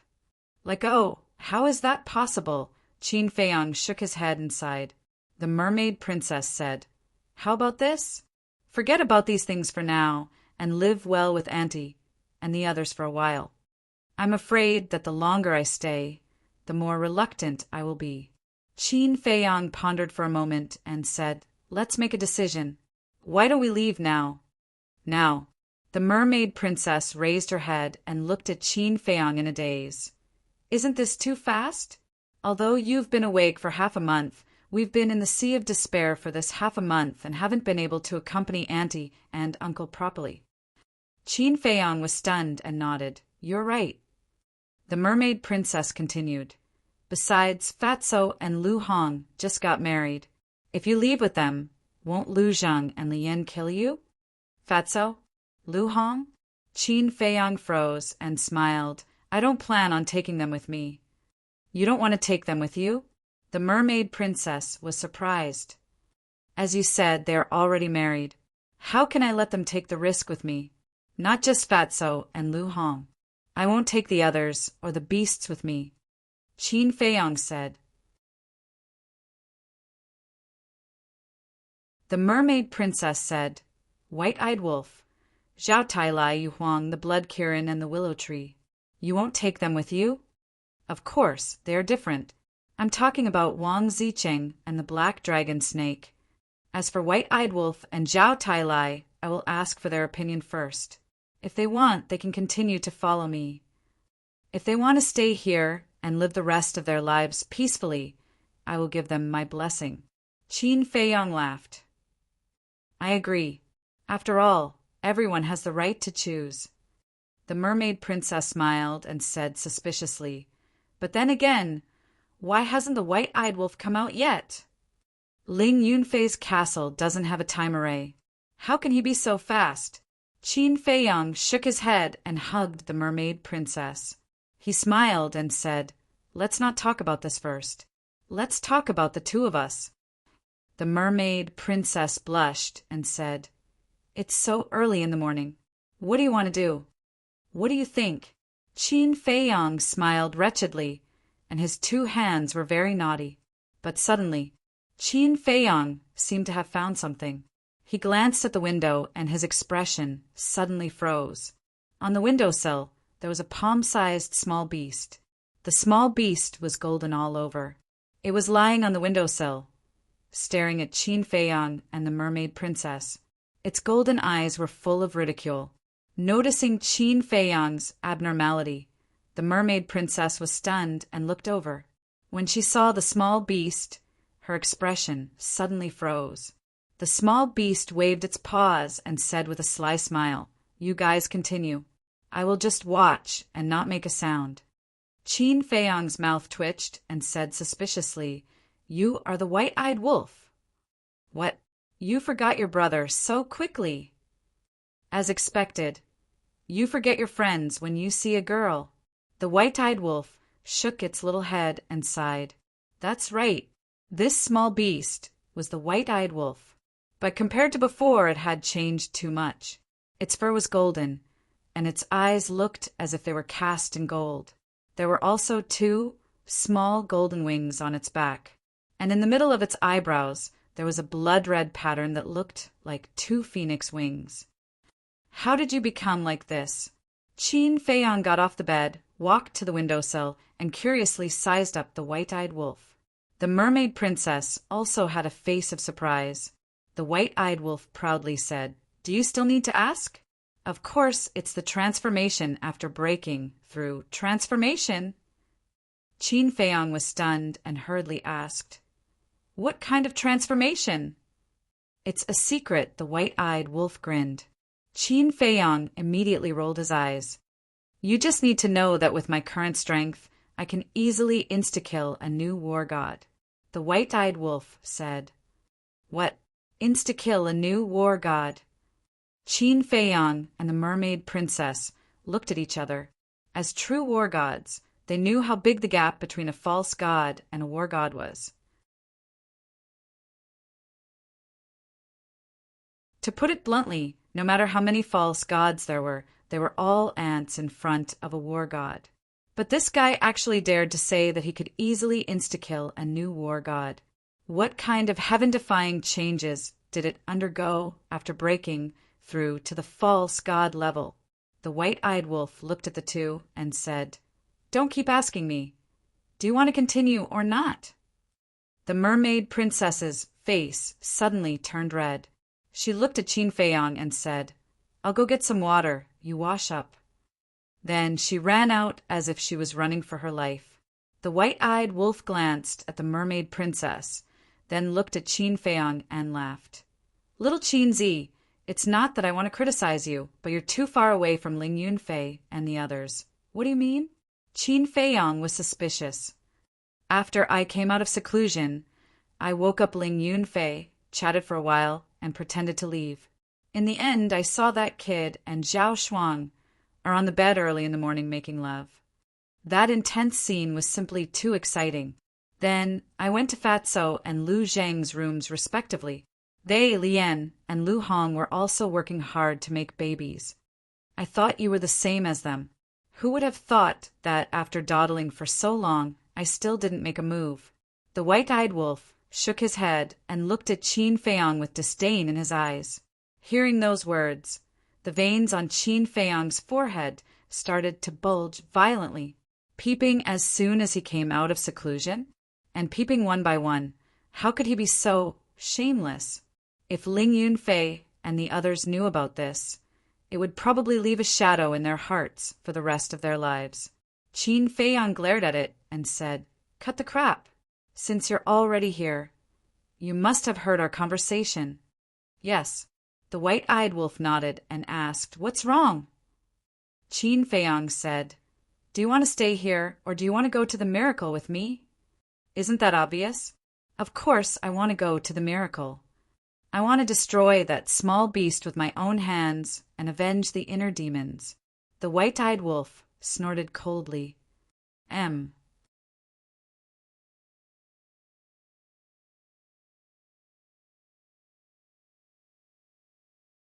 Chapter 1908.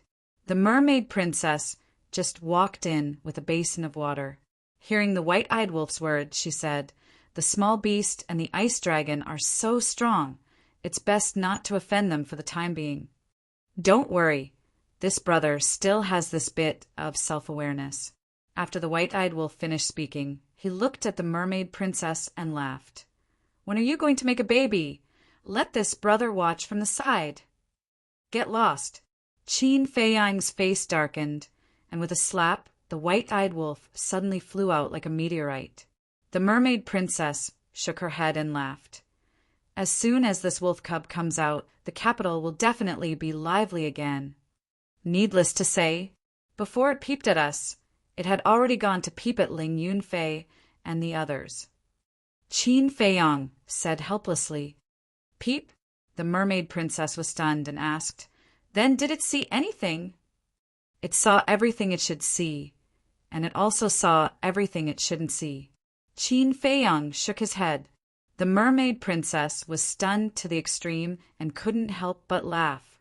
While twisting the towel, she said, This ruffian wolf really knows how to mess around. Get used to it. Qin Feiyang took the towel and washed up well. His whole person became refreshed and said with a smile, "As you said, forget about those things for the time being and accompany Mother and the others." The mermaid princess nodded. "Bastard Wolf King, what are you doing?" Suddenly, an angry roar sounded. Qin Feiyang was stunned and looked at the mermaid princess. "This seems to be Father's voice." "What do you mean it seems to be its uncle's voice? Such a big temper. It seems that this ruffian wolf must have done something good again." The mermaid princess said, "It's really worrisome." Qin Feiyang rubbed his forehead and said, "I'll go take a look." The mermaid princess nodded. Whoosh! Qin Feiyang flickered and appeared above Bright Sky Palace. Looking in the direction of the voice, he saw the white-eyed wolf flash in front of him and disappear in the direction of the first district. Following closely, the emperor also caught up. He didn't even wear his dragon robe, only a coat. His expression was full of anger. Qin Feiyang hurried over and asked, "Father, what's wrong?" The emperor was so angry that his face turned black. He said, "Can you look after it for me? It's simply lawless." "What did it do?" Qin Feiyang was suspicious. It actually came to peep at me and your mother. Don't you think that's too much?" The emperor said furiously. Ugh! Qin Feiyang was stunned. He looked at Di Shi from head to toe. No wonder he came out with a coat. It turned out that he hadn't gotten up yet. Wait a minute. Even if he didn't get out of bed and peeked at her, there was no need to be so angry, right?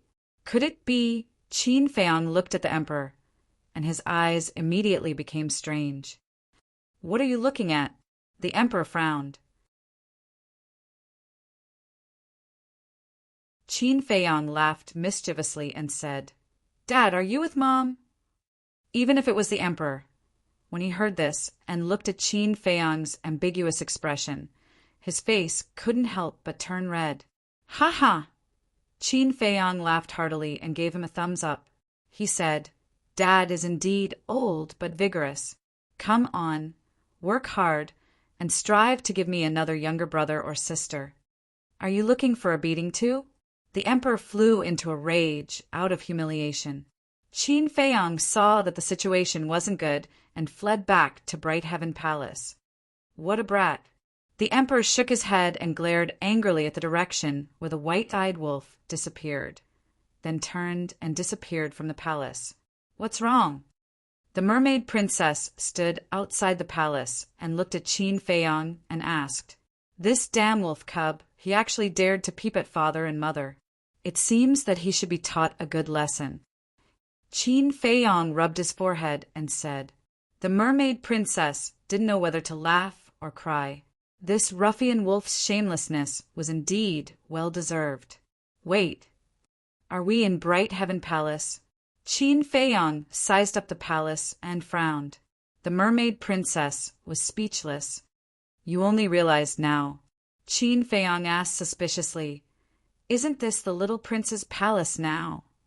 Last night, the little prince was brought to the back mountain by Emperor Hong and old Qin, saying that they would teach him step by step. The mermaid princess said. Qin Feiyang nodded in realization and said with a smile, "That's good too." With great-grandfather and old Qin's careful guidance, not to mention anything else, at least on the path of cultivation, he won't take any detours. What you did in the imperial tomb yesterday, Emperor Hong and the others also learned from the little prince. In the early morning, Emperor Hong came to find you. He wanted to talk to you, but seeing that you were drunk and unconscious, he didn't wake you up. The mermaid princess said, "Then you know about it too?" Qin Feiyang asked. Even Emperor Hong told me. Isn't it a bit too much for you to do this?" The mermaid princess said. "Too much?" Qin Feiyang shook his head and smiled. "Maybe it's a bit too much, but I'm doing it for his own good." "For his own good?" The mermaid princess didn't understand. "I'm doing this to stimulate his fighting spirit. Think about it. What does he care about the most now? Isn't it his mother's grave? In order to let his mother's grave continue to be buried in the imperial tomb, he will definitely work hard. Qin Feiyang laughed. So that's how it is. The mermaid princess nodded. Qin Feiyang said, let's go. Let's go to great-grandfather's place and do one more thing. What is it? The mermaid princess was suspicious. You'll know later. Qin Feiyang smiled, hugged the mermaid princess, and stepped into the air step by step. Imperial Palace's back mountain. After passing through the mountain ridges, after about 10 breaths of time, Qin Feiyang and the mermaid princess finally entered the deepest part of the back mountain. This was a place full of life. The vegetation was lush and wild flowers were blooming. Clear rivers ran through the east, west, north, and south like giant dragons. Moreover, there were many vicious beasts here. Almost all of the vicious beasts had reached the War King realm. However, they were very well behaved and silently cultivated, making this place seem especially peaceful. The mermaid princess looked around in surprise and said, I never thought that there would be such a place hidden in the back mountain of the imperial palace. Yeah, when I first came here, I was also very surprised. Qin Feiyang laughed and looked at a certain place in front of him. There was a giant mountain that was more than 3,000 meters tall. White mist lingered around it, and auspicious beasts flew about. A magnificent waterfall poured down from the peak of the mountain, gathering at the foot of the mountain to form a lake that was about a few hundred meters long, connecting to the surrounding rivers. On the surface of the lake, ripples of light rippled and lotus leaves stood tall. Groups of colorful fish swam happily in the water. Beside the lake, there was an inconspicuous, small courtyard. The courtyard was very old. A row of wooden fences that were more than a meter tall surrounded the courtyard in an orderly manner. In the courtyard, other than a 2-story tall building, there was also a flower bed, a vegetable garden, a pavilion, a small stream. This place was filled with simplicity and a sense of tranquility. The mermaid princess asked, This is where Emperor Hong lives? Yes. Qin Feiyang nodded. Little girl, you're always calling me Emperor Hong. An old laugh rang out. The mermaid princess looked over and saw that at the side of the lake there was a stone table. 2 old men were sitting opposite each other. There was a teapot and 2 teacups on the table, and the fragrance of the tea assailed their nostrils. The 2 old men slowly sipped their tea while sizing up Qin Feiyang and Yi Qingtang. Their faces were full smiles. The one who spoke was Emperor Hong. Qin Feiyang brought the mermaid princess over and said with a smile, Great-grandfather, Elder Qin. Elder Qin nodded, looked at the mermaid princess and said with a smile, Little girl, Lord Emperor Hong is right. It's too distant to keep calling him Emperor Hong. The mermaid princess asked, Then what should I call him? Elder Qin said, Stupid, of course you should call him great-grandfather like Feiyang. The mermaid princess blushed and bowed. Greetings, great-grandfather. Emperor Hong smiled and said, Sit down and talk. Qin Feiyang pulled the mermaid princess and sat on the ground. Then he looked around and asked, Where's the little prince? Why don't I see him? Emperor Hong pointed to the mountain on the left and said with a smile, Early in the morning, this old man threw him into the mountain over there and let him fight with the fierce beasts. Fight with the fierce beasts? Qin Feiyang was taken aback. He shook his head and said, Great-grandfather, he's still so young. You're torturing him like this. You're really ruthless. Ruthless? Emperor Hong rolled his eyes at Qin Feiyang and said, Who can compare to you in terms of ruthlessness? Ugh. Qin Feiyang was stunned and said, For the matter of the imperial tomb. You still know. Although that woman doesn't know how to behave, she is still the little prince's birth mother. Is it appropriate for you to do this? Emperor Hong said.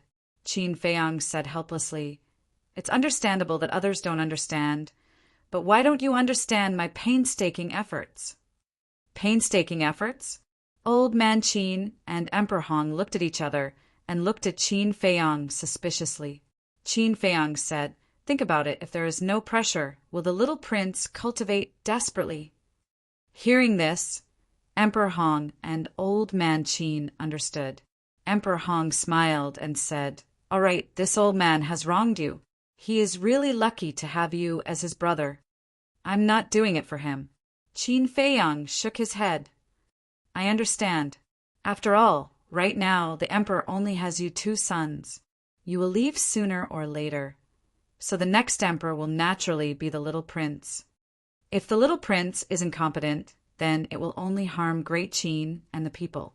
Emperor Hong said, "Feiyang, although you're doing this for the little prince's sake, isn't it a bit too much for him to break through to the war god realm within 1,000 years?" Old Man Qin frowned. The little prince was still young, so his cultivation talent had not been revealed yet. But it was obvious that he could not compare to Qin Feiyang. After all, Qin Feiyang's bloodline had returned to its ancestral state. Moreover, the ancient castle also had a time array, and the little prince did not have any of these. Qin Feiyang said, "I've thought about this a long time ago, so I plan to create a land of inheritance here." Land of inheritance? Emperor Hong and Old Man Qin were surprised. The Liu family has an inheritance, and the main tower also has an inheritance. Even the former Zhuge family has an inheritance. Only our Qin clan doesn't have one. So, I'm going to pass down the dragon god technique and the other divine techniques. Qin Feiyang said. "Are you willing?" Emperor Hong asked. As a member of the Qin clan, it's a very gratifying thing to be able to leave something for the future descendants of the Qin clan. What's there to be reluctant about? Qin Feiyang said with a smile. P.S. The Spring Festival is here. Old Meng wishes everyone a Happy New Year. Everything is now peaceful and beautiful.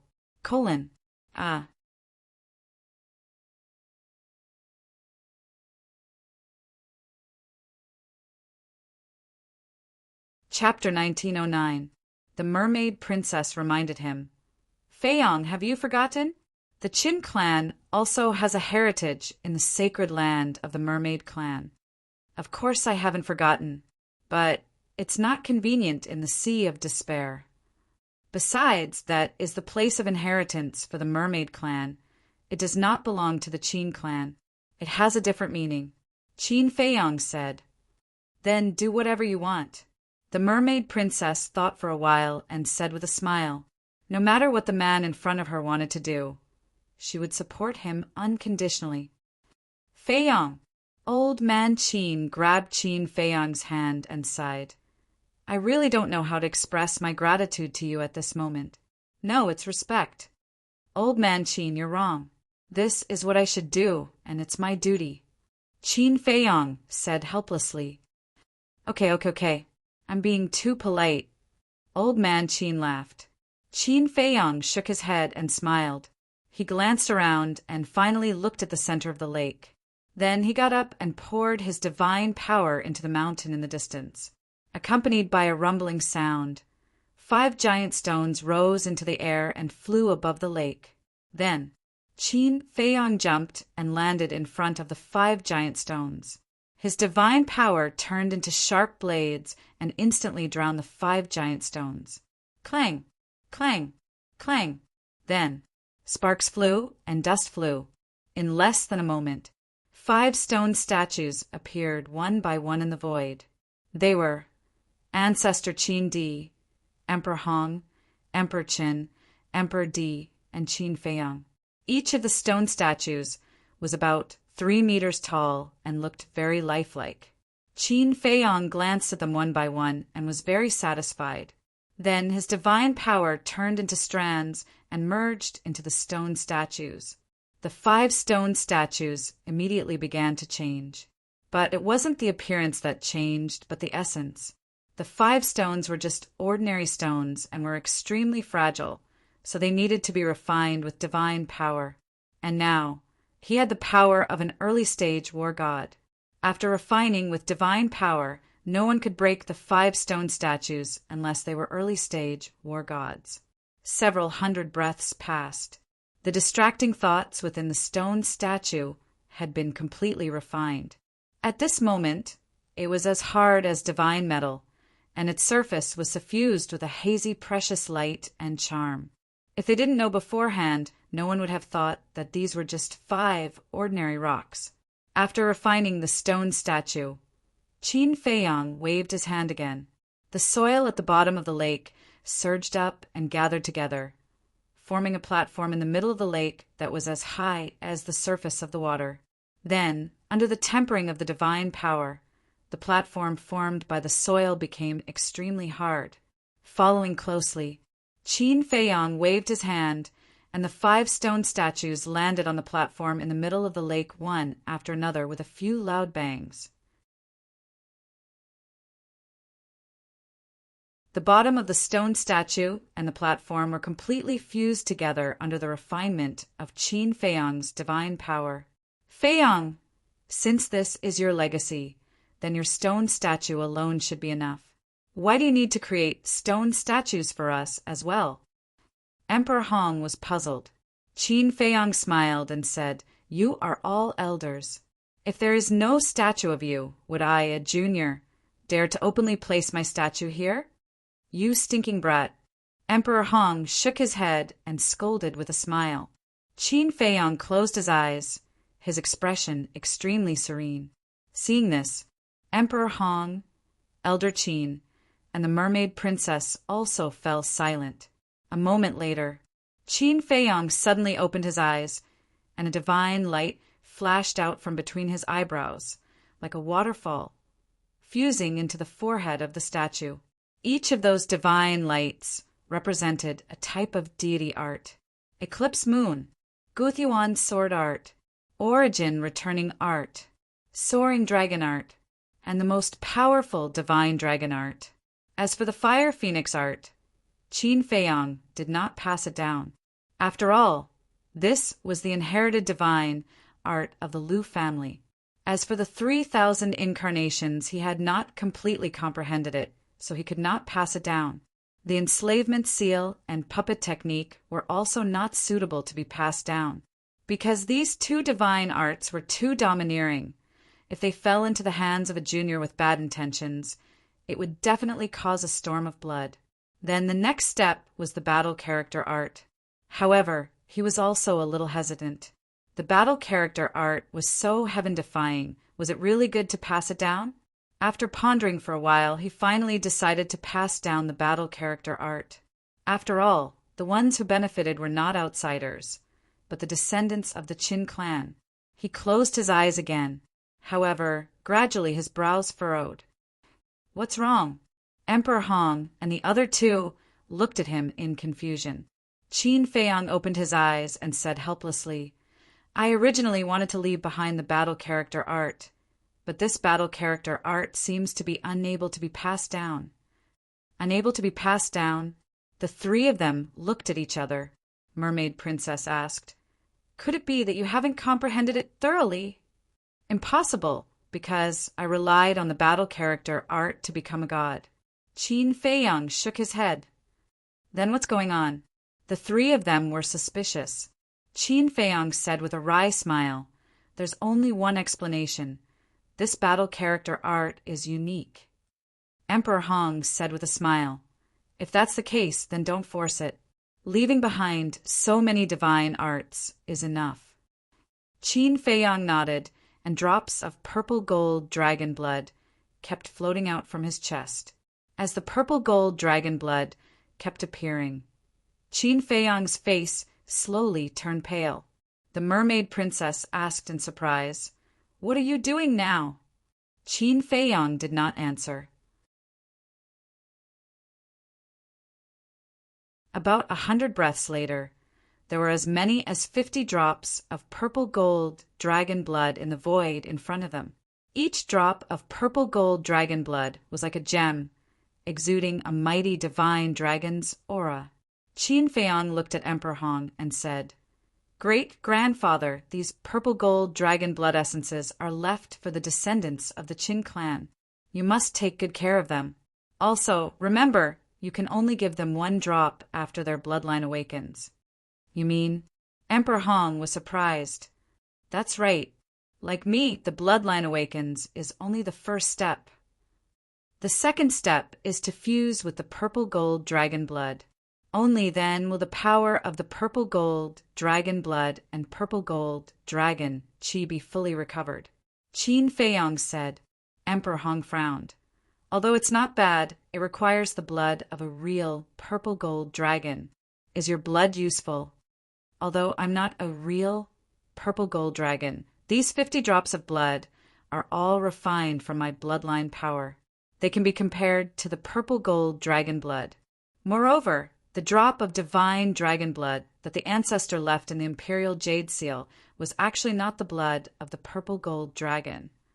According to my analysis at that time, it should be a drop of blood essence refined from the bloodline power of the ancestor.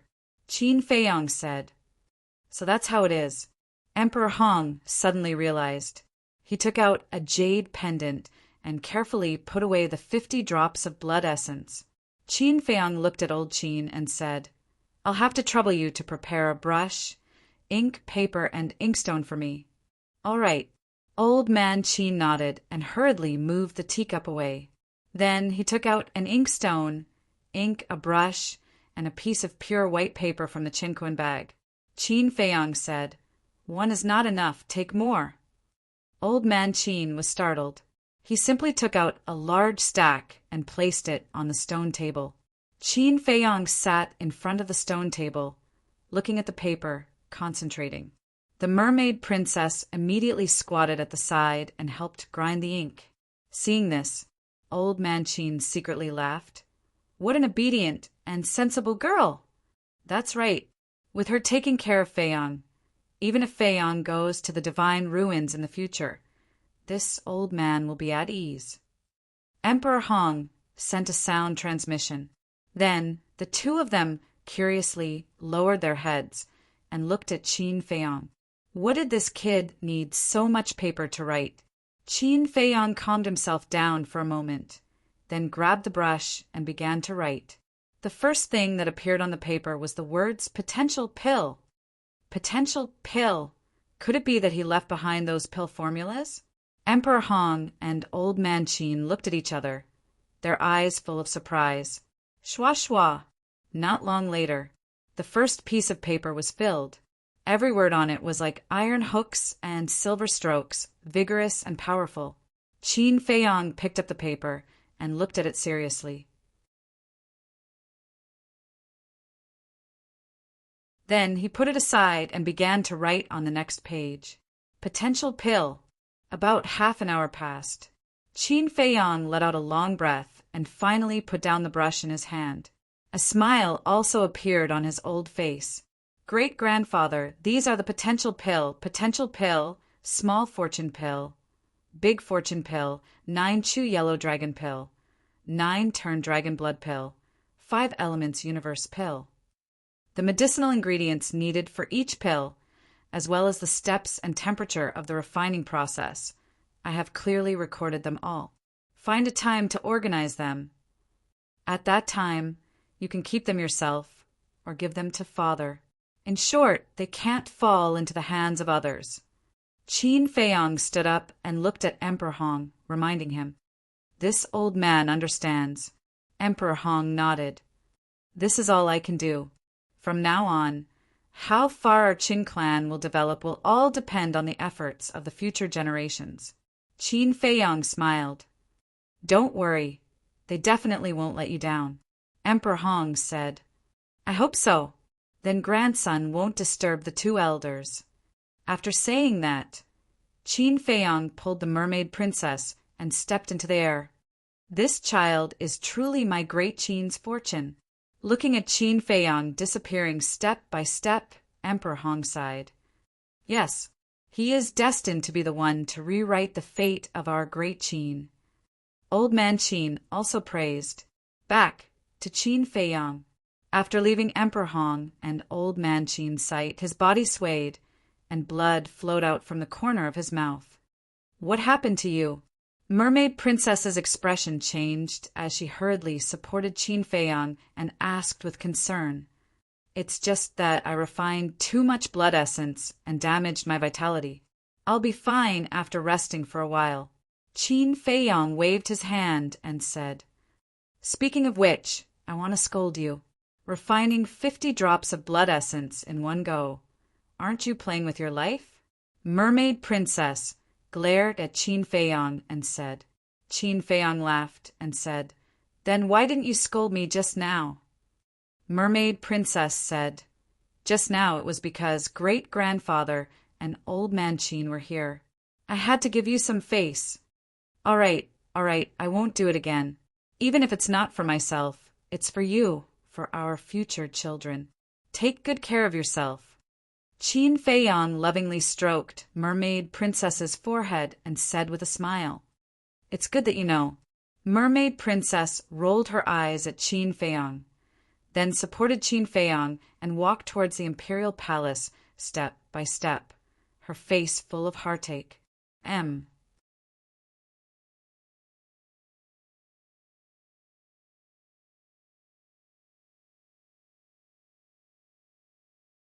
Chapter 1910. The following days could only be described as relaxing. He either went shopping with his mother or chatted, drank tea, and played chess with the elders like Emperor Qin.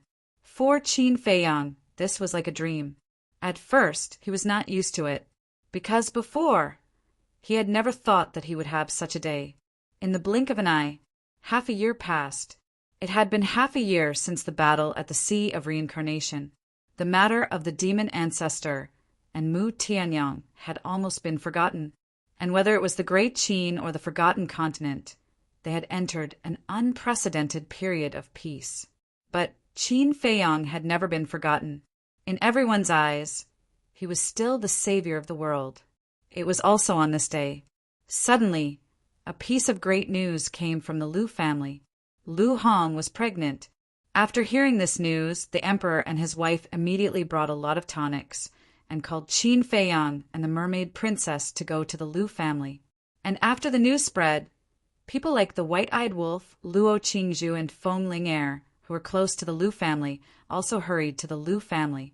This day, the Lu family, a quiet little village, was unprecedentedly lively. The happiest people were Lu Yin, second grandpa, third grandpa, and fourth grandpa, because ever since Lu Hong and Lu Zhen got married, they had been looking forward to it. In the room, Lu Hong was lying on the bed, and Lu Zheng was sitting beside her with a happy smile on his face. The white-eyed wolf sat on the edge of the bed like a normal person, his paw pressed on Lu Hong's wrist. After a long time he nodded and said, "According to the pulse, this little guy will definitely have a good bone structure and extraordinary talent in the future." Lu Hong was stunned and speechless. She said, "Brother Wolf, how come I didn't know that you can read fortunes?"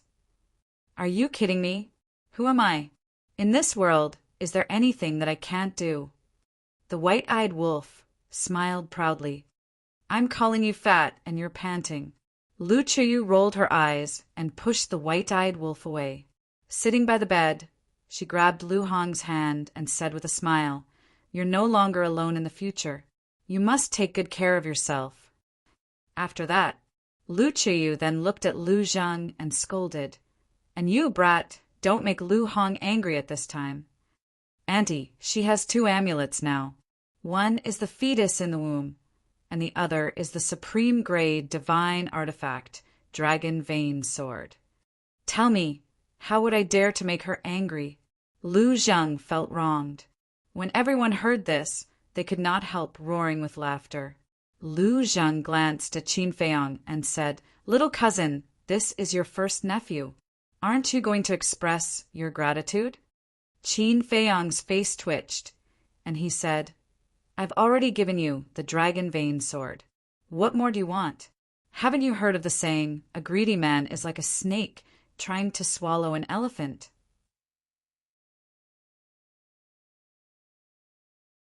"You're so petty. When he's born in the future, I'll tell him that your uncle is a stingy person." Lu Zheng snorted coldly. "Up to you." Qin Feiyang shrugged his shoulders, turned around, and walked out of the room. Looking at the clear sky, his face was full of smiles. All these years, Lu Hong had been following him and sharing his worries. It could be said that she had contributed a lot. So, he was really happy to see that Lu Hong had a good home. The emperor walked to Qin Feiyang's side without saying a word and sighed. "Feiyang, father also wants to hold a grandson." Qin Feiyang was stunned. He turned his head and looked at the emperor helplessly. He smiled and said, "It's more practical to have a few more sons and daughters with mother." "Brat." The emperor glared at him and asked, "When are you leaving?" Qin Feiyang pondered for a moment and said with a smile, "I've already rested for more than half a year. It's time to move on. Let's do it today." "Today?" The emperor's eyes trembled and he said, "Do you need to be in such a hurry? At least give us some time to send you off." "I don't want to alarm everyone." Qin Feiyang shook his head. In the past 6 months, he had asked the Golden Leopard, the Blood Kirin, Zhao Tailai, Chui Li, Tang Hai, the Willow Tree in Yuhuang. No one hesitated. No matter where he went, they would always follow him. The emperor looked deeply at Qin Feiyang and sighed. "Fine, but there is one thing you must remember. This will always be your home." Qin Feiyang's body trembled slightly. He lowered his head and said, "Thank you, father." "Silly boy, the person who should be thanking you the most should be me. Thank you for choosing to forgive me." The emperor smiled. Qin Feiyang smiled and turned to look at the emperor. However, he found that everyone was standing behind him. Even Lu Hong had gotten up and stood with Lu Zheng. She looked at Qin Feiyang with a sad expression. "You guys?" Qin Feiyang was startled. He cautiously asked, "You couldn't have heard it, right?" "Nonsense. We're not deaf." Lu Zheng stared at Qin Feiyang angrily. Qin Feiyang smiled awkwardly. "We were quite happy that Hong Er was pregnant, but you suddenly made such a scene. Aren't you trying to ruin our mood?" Lu Zheng said. I'm sorry. Qin Feiyang quickly apologized. Lu Hong frowned and said, "Lu Zheng, can you not be so rude?" Lu Zheng's expression froze, and he said unhappily, "Hong Er, why are you still helping him? Shouldn't husband and wife be united?" Lu Hong rolled her eyes at him and walked in front of Qin Feiyang. She asked, "Can't you wait a little longer?" "Wait for what?" Qin Feiyang was suspicious. Lu Hong said, "When I give birth to the baby, we'll go with you." Hong Er is right. There's strength in numbers. Lu Zheng nodded. "No." Before Qin Feiyang could speak, the 4 grandfathers of the Lu family hurriedly shouted. Lu Hong and Lu Zheng looked at the 4 grandfathers in shock. "Girl, Zheng, or if you go to the miracle site too, who will take care of the child?" "That's right. Parents are important to the child. A child without parents is like an orphan. It looks very pitiful. In short, you must stay in Great Qin, and you must work hard and have a few more children." The 4 grandfathers' attitude was very firm. Lu Zheng looked at the 4 grandfathers and frowned. "What about Big Brother's revenge?" Lu Yin said, "Leave this matter to Feiyang. You don't have to worry." Lu Zheng was stunned. He looked at Lu Yin and said angrily, "The one who died is my biological brother. You tell me not to worry? Is that possible?" Lu Yun snorted and said, "Boy, don't say that I look down on you. Even if you go, you won't be of much help. Instead, you will be a burden to your little cousin."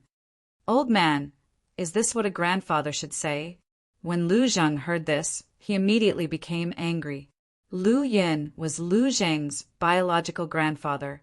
Lu Yin said, "I'm just telling the truth." "You!" Lu Zheng's eyes widened in anger. "What about me?" Lu Yin was also fuming with anger, looking at the old man and the young man. Qin Feiyang was at a loss for a moment. Lu Qiyu glared at Qin Feiyang and said, "Brat, it's all your fault." "My fault?" Qin Feiyang was stunned. What did this have to do with him? Everyone was in a good mood, but you suddenly said that you wanted to leave, and you left in such a hurry. If it's not your fault, whose fault is it? Lu Qiyu was unwilling. In fact, no matter how much she said, she just couldn't bear to let Qin Feiyang go. Yes, yes, yes. It's all my fault. Qin Feiyang smiled bitterly. Of course. He knew that his mother didn't really blame him. How could he want to leave? But there were some things that he had to face. Lu Hong glanced at everyone and sighed secretly. She grabbed Lu Zheng's ear and said angrily, "You've got guts, haven't you? You even dare to talk back to your grandfather." Lu Zheng's face changed, and he hurriedly said, Hung, let go. Don't be angry. Be careful not to hurt the baby." "Apologize," Lu Hong said. Okay, I apologize." Lu Zhang nodded repeatedly, looked at Lu Yun and said, "Old man, I was wrong, but I didn't do it willingly. Hong forced me." "You're still talking about it?" Lu Hong was furious. No, I won't talk about it." Lu Zhang hurriedly waved his hand. Lu Chu smiled and said, "Looks like right now, only Lu Hong this last can make this brat docile. Everything has its vanquisher." Qin Feiyang laughed secretly. Lu Hong let go of Lu Zheng's ear and sighed. "Grandpa is right. We can't do anything if we go. Hong." Lu Zhang was stunned and suddenly became anxious. "Don't mess around. Lu Jiajin is your brother and Qin Feiyang's cousin. You are all brothers. There's no need for you to take revenge personally," Lu Hong said. Lu Zhang looked at everyone in despair.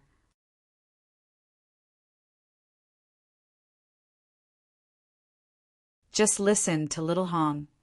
And stay at home to take care of the child. As for big cousin's blood feud, we will settle it with Ice Dragon. White-Eyed Wolf said, "You have no loyalty." Lu Zhang glared fiercely at White-Eyed Wolf. "Don't be ungrateful. We're all doing this for your own good. After all, you already have a family. If anything happens to you, what will little Hong do? What about the child in little Hong's belly?" After saying that, White-Eyed Wolf grinned and said, "If that's really the case, what if little Hong can't bear the loneliness and remarry someone else? Then your child will have to call someone else Dad, right?" "Brother Wolf, what nonsense are you talking about?" Lu Hong said angrily. White-Eyed Wolf chuckled and said, "Brother, I'm just saying what if." "There's no what if," Lu Hong said flatly. Then she looked at Qin Feiyang and said with a smile, "Then I won't accompany you for the rest of the journey. Take care of yourself." "You too." Qin Feiyang smiled. White-Eyed Wolf said helplessly, "You make it sound like you're leaving now. Go and prepare some good wine. Let's have a good gathering." Yes. No matter what, we have to send them off. Little Hay, go and take out all the good wine we have in the cellar. Second Grandpa laughed and looked at a big man next to him. This man was Second Grandpa's disciple, Uncle Hay. Okay. Uncle Hay grinned, turned around, and ran quickly to a small building not far away. Looking at everyone who was busy, Qin Feiyang looked quite helpless. Luo Qingzhu and Feng Ling Er looked at each other. Then they stepped forward and said with a smile, "Qin Feiyang, let's talk alone." You're tuning in to the Thunder Spear YouTube channel. Don't forget to subscribe and join us on this journey to catch the most captivating stories.